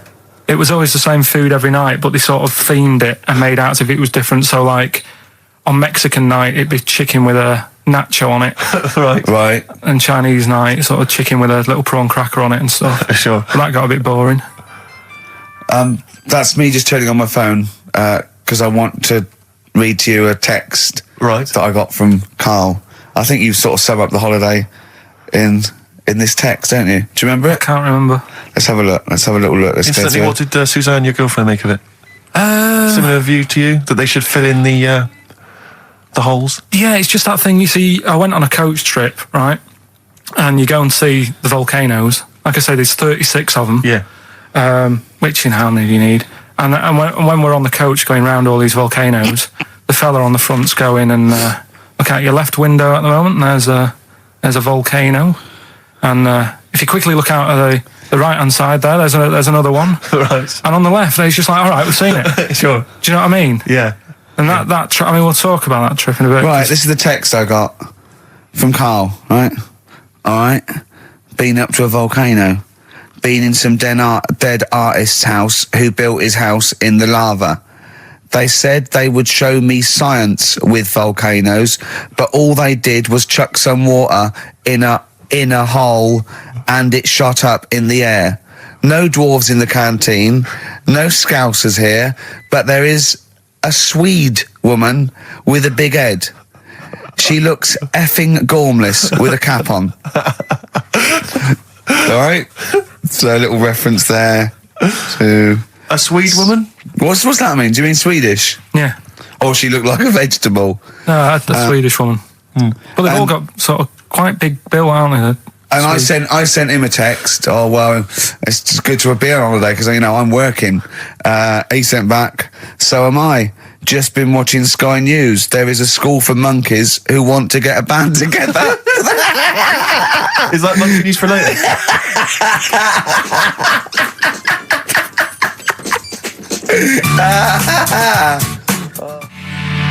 Oh My Corazon by Tim Burgess. I can't get enough of that. I love that chorus on XFM 104.9. Ricky Gervais, Steve Merchant and little Karl Pilkington. But it was a nice holiday.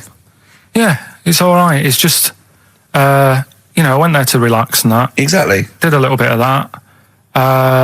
Trying to think of some new, features and stuff. Sure, always working. 3 holidays a year, Jesus. Oh, not really 3. It's all one big sort of like work thing to me and Steve. 2 holidays, isn't it? Work hard, you need the holidays. So, yeah, the things that annoyed me was like, you get bored sat around the pool after a couple of days. I'd read my book. Yeah. There wasn't much going on the Not even any crabs to throw sand at, was there? No crabs or anything. They wouldn't bother with Lanzarote, right? So decided to go on a little trip. That's when I saw the volcanoes and that, 36 of them. So we go on the trip, and the thing that annoys me, it does happen every holiday that you go on. If you go on a sort of a package thing, they have these trips, right? and you pay about 40 odd quid, and they give you some wine, so it make it feel like you're getting your money's worth. But how many of these trips have you been on then? Loads. Probably about 12. More holidays than I've had. Go on. So anyway, so you're on the coach, right? And they take you for the volcanoes. They took us in the middle of nowhere. Yeah. Right. There's nothing else round there. Sure. It's like I say, it's like Mars, but with holes in the ground. Yeah. Right. And they sort of drop you off, and they go, right, everybody, see you back here in an hour. There's loads of volcanoes for you to look at, and a coffee shop over there. And you know for a fact, right, you don't need an hour there. You could just say, well, just keep the engine running, because I'll have a look in this hole, we'll get back on, give us 5 minutes. Don't need an hour. Absolutely. But you know that they've got something going. It's a backhander, definitely. What, with the coffee shop? Definitely, yeah. They go there. And they get everyone to have an ice cream and a coffee, and they sit down, have a fag, talking to the bloke. Yeah, and it's like, cousin. Yeah. How much was the coffee? Was it probably about €3 each euro? So I think it was $3.50. Sure. Yeah. Which is, I don't know what, that's about £2.50. Yeah, they stitched you up. Go on. Talking about this the other day. What was it now?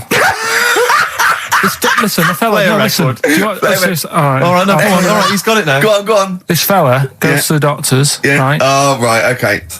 Right, if this is in any way apocryphal, stupid, illogical, impossible, right, you are never, ever speaking again on radio.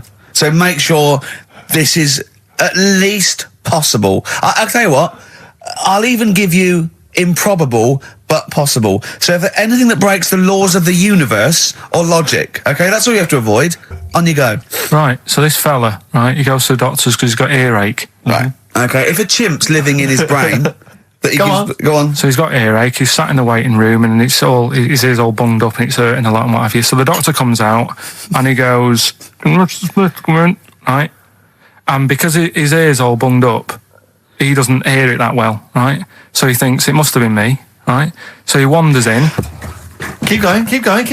Anyway, I'm going to hate this. I can just feel it in my bones. Steve, I'm going to let you take over. Okay, let's hear it. So the doctor says, sit yourself down there, right? So he sits himself down. He goes, right, take your pants off, right? So he's thinking that's a bit odd. Anyway, he heard that though. He apparently he took his tackle off. The doctor did some operation. What, there in the waiting room? No, in his office. In his office, yeah. What? Wait. So he removed what? His genitals? Yeah. In his office. Why, Carl? Because he hadn't called him in. Oh, he'd called in the bloke who wanted his testicles taken off, and he didn't do it. What? So the doctor went out and said, Mr. Jones, who's here to whip off your cock and balls just here and now, right? Bloke comes in, didn't it? It must have been me. So the bloke who wanted his balls taken off didn't say, I think he said me. So he didn't interrupt then. So the bloke goes in, he starts taking his testicles off, and he doesn't say, I'm here for me ears. What are you doing with that? That is a blinding record. And before that, Rick, what do you make of those adverts? They were great, weren't they? I like them, yeah. I'm going to buy all them products on the way home. And that's endorsed by Ricky Gervais. He's won awards. Yeah. Rick, do you remember this? This was a hilarious moment. No, you'll remember this when you hear it. It was when Karl said something that was basic. Well, I think for a lot of people it sounded like a lot of old bollocks. Karl's found love on the street before, haven't you? How's it going with your bird, Karl? Are you married? No. How long have you been out with her? 7 years. Because, I mean, you're quite a simple man. Yeah. You're sort of a simple in a nice way. I mean, you're like Helen from Big Brother. Yeah, you're sort of nice enough, but I look normal. Well, yeah, you sort of do. But you could be one of those that just suddenly go mental with a pen. Yeah, do you know what I mean? Stab people through the eyes. Yeah, you sort of look normal. But if I wouldn't really want to wind you up to a point of frenzy. How did you meet your girlfriend? Through work. What, through her work? What, you phoned up and said... We worked at the same place. Oh, you're right. Yeah. You're quite an enigma, aren't you? Could you give us more on that? At work. You met her at work. What, she came in selling sandwiches? She was going through the bins outside. What do you mean you met her at work? Why are you having an attack on me? You're the one who's sad and lonely. Oh, he's done you again. He's done you again. But what I thought was interesting was I just scratched at him and he just went mental. Yeah, no, it's like a bear caught in a trap. It's funny, isn't it? You'll never learn. No, I was just interested to find out what the story was, because it might be a really romantic story. Well, it's not. All right, jeez. I love the fact he doesn't want to talk about his love affair. I was thinking about you in the week, and like, does it worry you? I mean, you sort of joke about it now, and we're talking about it in the office, you know, like, oh, is Steve really touchy about the way he looks? And, oh, what's this? Where's that come from? He's done it again. He's done you again. I was walking home the other night, and I was thinking about it. And do you worry that when you're old, you will be on your own? You did start it though, didn't you? Well, Carl, I'm glad you brought this up.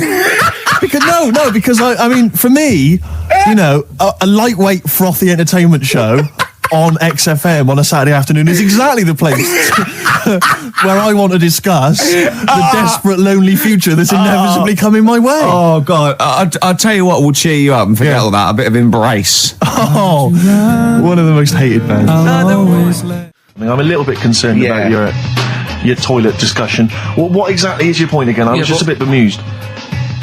You see, it's a tricky one. All I'm saying is, right, there I was at the pub quiz. I go to the toilet, not thinking about anything. I try to go, right, there's a little gay fella next to me. I love this little gay fella. Now, the weird thing is, there's nothing stopping him having a little glance, right, because he's allowed in the fella's toilet. Yeah. Now, I'm not allowed to go into the woman's toilet and have a little look round. Right. So all I'm saying is, should they have another toilet area? What, for gay people? Yeah. And so this would be gay men and lesbians? Is that going to complicate things? Well, I mean, I can only assume. I mean, to what point? I'll ask you a question, right? If you're intimidated, that's a shame. But you know, most gay men aren't looking at your knob. You know that? What do you mean?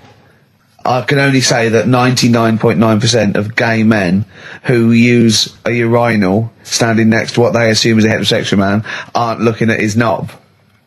And what they're doing then? They're emptying their bladder. No,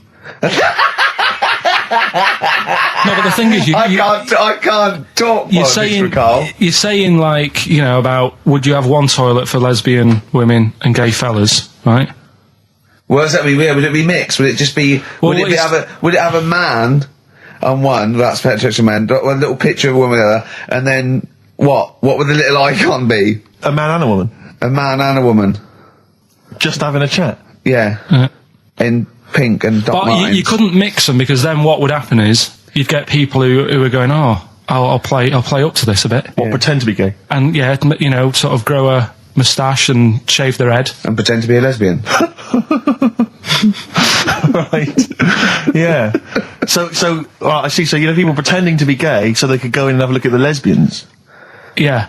Right. So that would mean that we need 4 cubicles now, would we? Yeah. No, this is fine. 4 cubicles. So every pub How now, many toilets do we need? Every pub's now got 4 toilets. Oh, Carl, bisexuals. Yeah. Now, interesting. Bisexuals. How many toilets do we need now? Call the council. Do you use any? Huh? No. No, because they're interested in everything, aren't they? Because the little bisexual fella will be looking at your knob. Right. With them, what you do, you just have a door, you open it, and there's one urinal there, so you can't get a queue. They have to sort of wait. I just thought that, well, why can't there just be a thing between the urinals, so no one can look at anyone else's knob? Wait a minute. Just to go back to Ricky's point, what stops, even if we've got the toilet for gay men, what stops the gay men who want to have a look at your willy going in the regular toilet and pretending that they're straight? Most men don't wear gay across their head. Exactly. They don't have a tattoo. There's no branding yet in the British House where they have to declare. So we're going to have to expand this. So we've all got to carry identity. Do you know you can see a gay, can you? Coming a mile off. No? No, I'll just hold it in next time. No. Can you tell gay men? Do you know a gay man? I'd say, probably, if you did if you lined some people up and said, point them out, I reckon I'd get... But hold on, we're not talking about people dressed in leather with the arse cut out and an handlebar moustache. Yeah. We're talking about, everyday, No, non-seen. of course. Well, yeah, but I mean, suppose I put you in a room and there was 10 naked men, right? Yeah. And there's 5 gay men and 5 hetero. Could you walk along that line looking at those gay... Am I naked? No, you don't have to be naked. Why would you have to be naked? To catch them out. Play a record! How would you catch them out? Don't go into it. Don't go into it. Don't go into it. Play a record. Ooh, those boys can rock there. That's the Guns with All Their Roses and Sweet Child of Mine. On XFM 104.9. I enjoyed that. Yeah. That was good. It rocks. I hope the audience was playing it loud like us. Yeah. Ricky Gervais, Steve Merchant, Karl Pilkington. Well, look at him yawning. How rude is that? Carl, what's wrong with you, man? Have you been up late? A little bit. Girlfriend was away, wasn't she, yesterday? Yeah, I always have a problem with that. I always have, because you don't go to bed, do you, early? Do you know what I mean? You sort of think, I just always find that thing that if, you're used to living with someone, one of you will go, let's go to bed, then you'll go, all right. But when you're on your own, you go, you just forget to go to bed. I just stay up. Okay, stop eating now, Carl. You've ate all the food. That's just a plate. All right. Okay. Yeah. No, I stayed up and watched, there was a thing on about Dracula. Right. What, Dracula? And I found a flaw in it. Go on. Not the fact that he's the living dead and and drinks blood to stay alive and he doesn't reflect and he can turn into a bat. Well, and you can go on. The mirror thing, he can't look in mirrors, can he? Well, he can look in mirrors, but he can't see himself in a mirror. Yeah. That still doesn't work. Go on. It doesn't work at all, Carl. It doesn't work. Go on. Well, centre parting's always really neat. His centre parting's always really how does he do it if he can't look in the mirror? Blood on the floor or something it was called. Rubbish. I love the flaw in the Dracula film is that his centre parting's too neat. How did he do it without a mirror? Oh. Was it a documentary about Dracula? No, there was the real Dracula. The real Dracula. Yeah, the real Dracula. The It's true just a film. It had blood on the floor or something. It was called. Yeah. We had a little lunch yesterday, didn't we? We did indeed. That was a nightmare. Yeah. I hate going out with you two. I was explaining to Carl, right? I like to excite Carl's imagination, right? And if it involves chimps or monkeys, all the better. Brains he likes, parts of the body, deformity. I know where to, what buttons to push.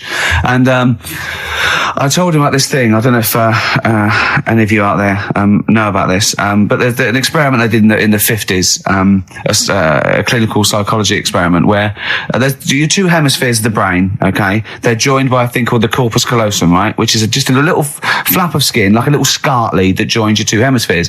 And what they did, they cut that in half, and they thought it was a cure for schizophrenia, but what it turned out to be, or epilepsy, I think, I can't remember, was that your 2 sides of your brains didn't function together. You couldn't get information. I was telling Carl all this thing, and one of the things I told him was that they did it on a monkey, and it fought itself over a nut.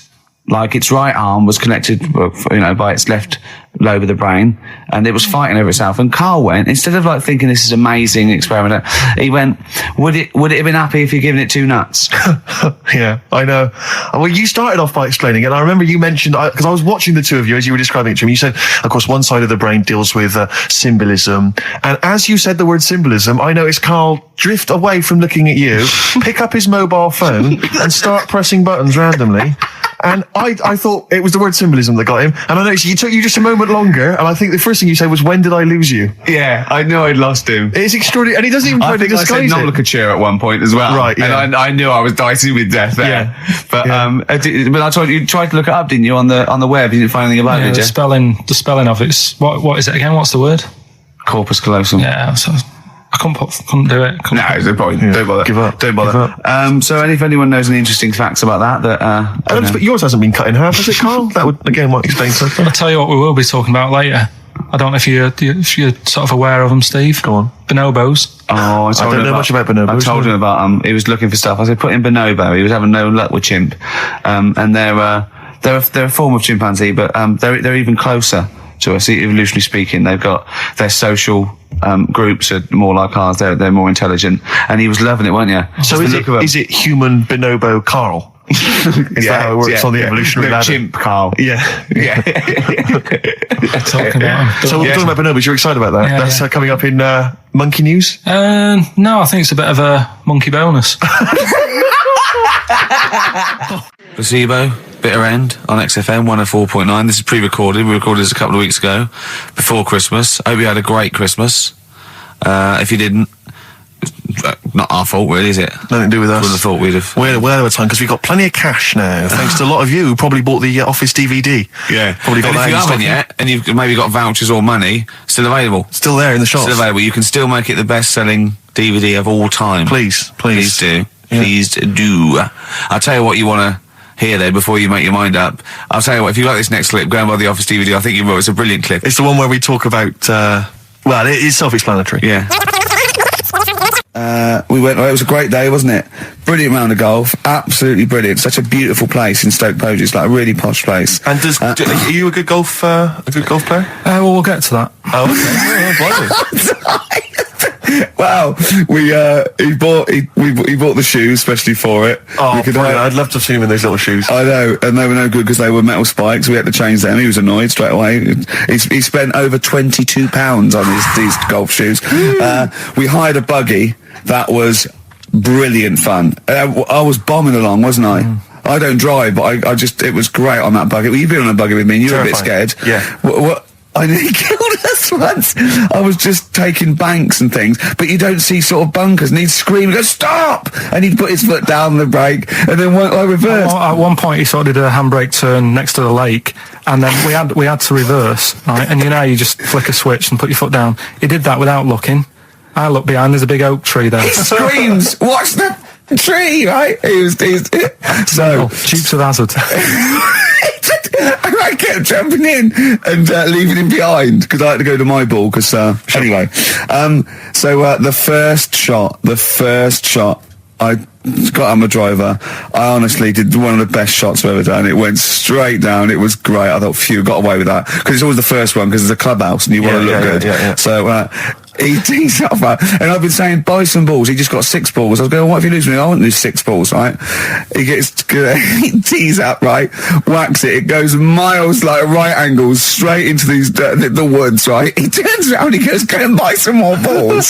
So I'm laughing because it's like impolite to laugh, but he broke the ice for me, and I was falling around. And then his second shot, I go, you know, you're off a 3 now. If you take another shot, he went, oh, right. So it's his third shot. He puts the ball down.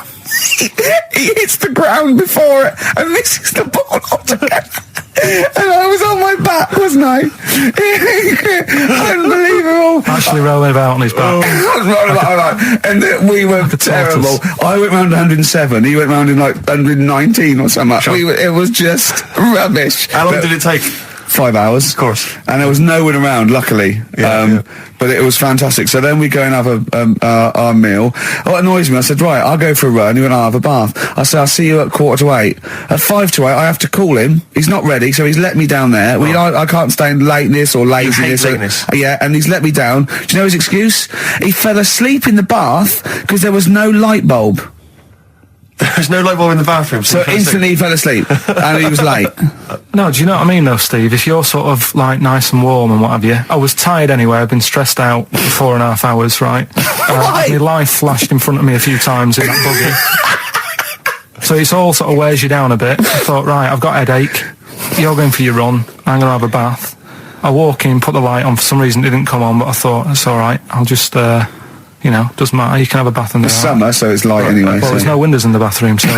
So you were in the darkness? So I'm in the darkness. I nod off because I'm shattered. He calls up, hassling me. So I said, well, it doesn't normally take that long for me because, you know, I haven't got, like, long hair. I've got a dryer and so I can sort of one wipe. Yeah, he's already 10 minutes late, though, when I called. Well, 10 minutes. 10 minutes. Lateness is lateness. Next. Doesn't matter. Dinner wasn't until 7:15, so we had, like, another 20 minutes anyway, so it doesn't really matter. Yeah, but we said 7:45. So he's calling up, hurry up. So I said, yeah, all right. So I get out and dry and like my tackle and what have you. Calls back again 30 seconds later. You know? No, I don't. No, you know, I don't like that. You're not going to do that, though. Give it a wipe. 30 seconds later, come on. So I end up going downstairs to the meal area, naked, with a wet shirt on and wet socks. I've got headache as it is. Meant to be a relaxing weekend. But anyway, so we have our meal, which is really nice. And then we're sitting in the bar. I'm having a cigar by the fire. Yeah. Like, we're having a rather nice Pinot Grigio. Yeah. He's there going, I've got a headache. Is this 1955 that you live in? I know. Yeah. It's so right. We are knackered because he's not used to work. I've seen him moaning, falling asleep. He's not used to it at all. And you've been on your feet for over half an hour. Yeah, right. So we didn't even walk around the golf course. We had a buggy. Yeah. It wasn't even exercise. And now it's Karl's bit. It's the re-education of Karl. He's like Liza Doolittle. And now he's coming to Lawnmower Man, if you've seen that film. More like Lawnmower Man, if you've seen the film. You know what I mean. And his homework was to just study quotes, really, on happiness and stuff and general well-being. He's not a big happiness quote fan, are you, Karl? Not really. So what have you done? You've come up with something, haven't you? Right, yeah, I told you, right? Because a lot of these are just things you say every day. They're nothing special. So what I'm doing... Well, you say them every day. Well, the sort of things you come out with and you don't even think about it, do you know what I mean? Yeah. They're on the TV all the time. People on the radio are saying these sort of little quotes. Sure. And what I've done is, remember that programme on Channel 4, Faking It? Yeah. Where they got some, like, posh kid to be on a door and all that. What I've done, I've... Imagine if that was the pitch for the show. Dear Channel 4, just going to get a posh kid on a door or something? Yeah, Yours come sincerely, in, Karl. come in. Yeah, TV producer. Yeah, go on. So what I've done, this little book of quotes, happiness quotes. I've picked two that are real. Okay. And I've made one up. Right. And we've got to guess. And you've got to guess. Okay, then go on. Well, I'll tell you what, Rick. Why don't we, when we've heard them, we won't confer. No. You'll write down yours, A, B, or C, and I'll write down mine, and we'll see how it Okay, works. Karl, off you go. Right, and just because I'm looking at this book, it doesn't mean I'm actually reading. No, I know. Don't worry, we're clever. No, we know. We can't see yet. Call my bluff. Yeah, go on then. Nothing is worth more than this day. Okay. Yeah. Yeah. All right. Yeah. The way I see it.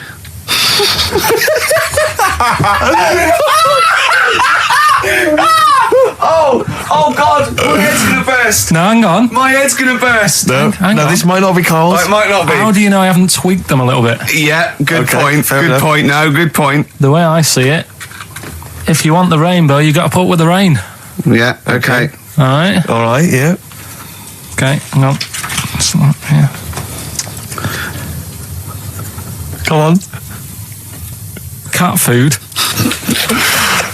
Cat food. Come on. It stinks a bit, but if you don't put up with the smell, the little kitten will die. Steve, I don't know what to say. I don't know what to say. Imagine this in faking it. Imagine their faces when he says that, and they're going, "Oh my God." Karl, play a song, mate. We'll have to confer on this one. Well, that's just amazing, Karl. Just read them again. Two were real, one was fake. Go on in. Right. First one. Nothing is worth more than this day. Excellent. Next one. What does that mean? Well, cherish now, cherish your time. Okay. Because you can't get it back, and you know that's the way I saw it. Carpe diem, whatever it is, seize the day and all that. Okay. If you want the rainbow, you've got to put up with the rain. Yeah, of course. Yeah, rough with the smooth. You know, it's not all plain sailing, but you know, rainbow's beautiful, but it comes because of the rain, which you might not like. So make the most of everything, and good.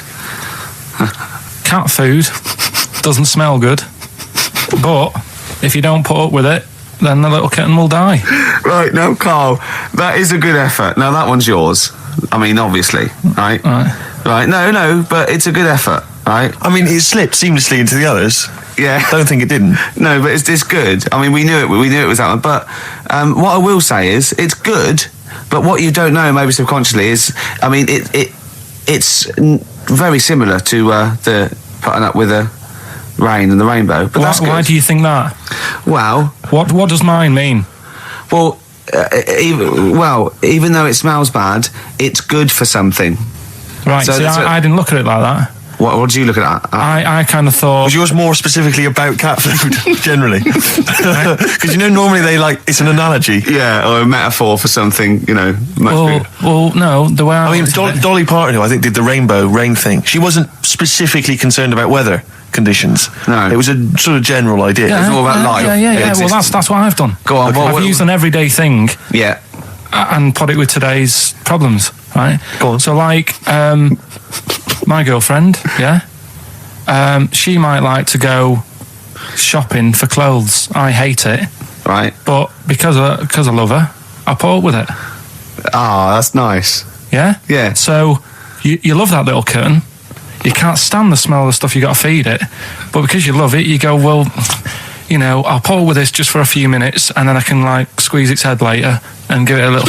Sorry! Squeeze its little head. No, yeah, well, that's just the thing that I do with cats. Put it in a bag and drown it in a lake. I can feed it and then I can throw it against the wall. So you didn't see it like that, did you? No, that's very good. So it's about love, is it? It's about putting up with the bad things for something you love. Yeah. Well, that's nice. But Carl, you seem now to be convinced and rather smug that you've tricked us and that you've fooled us and that we didn't understand it. Well, I say that's your fault, not ours. No, it's not, though. I mean, look, that man in Forrest Gump, he was a bit of a nutter.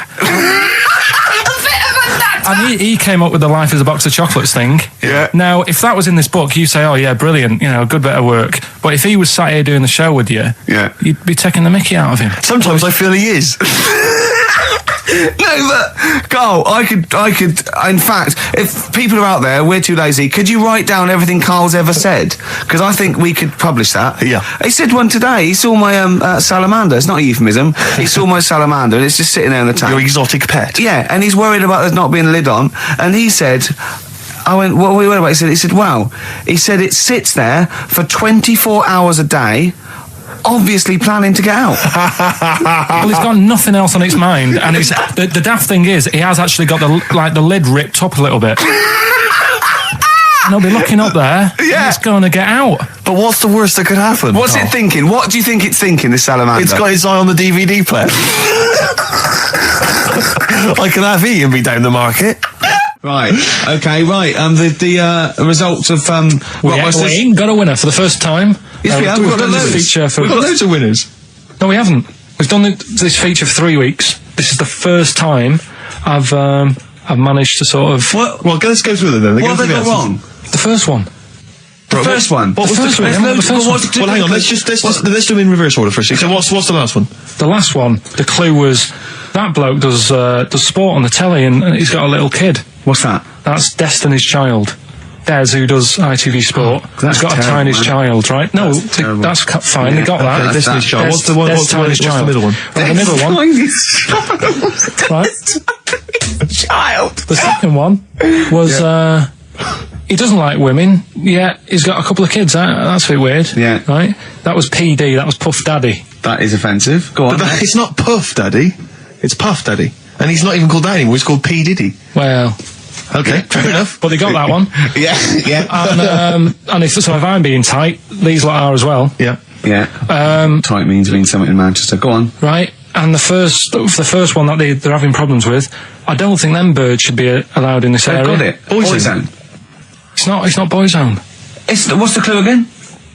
I don't think them birds should be allowed in this area. That is perfect. A boy zone. No birds. No women. No women, yeah, birds, right? A boy zone. Sorry, Carl. If that isn't the answer, their clue is better than yours. That is brilliant. What was yours? Boy zone, it works perfectly. What's your answer then? Bangles. What? I have no idea what that means. Like seagulls. So you don't want them in this area, so you're banning them. Bangles.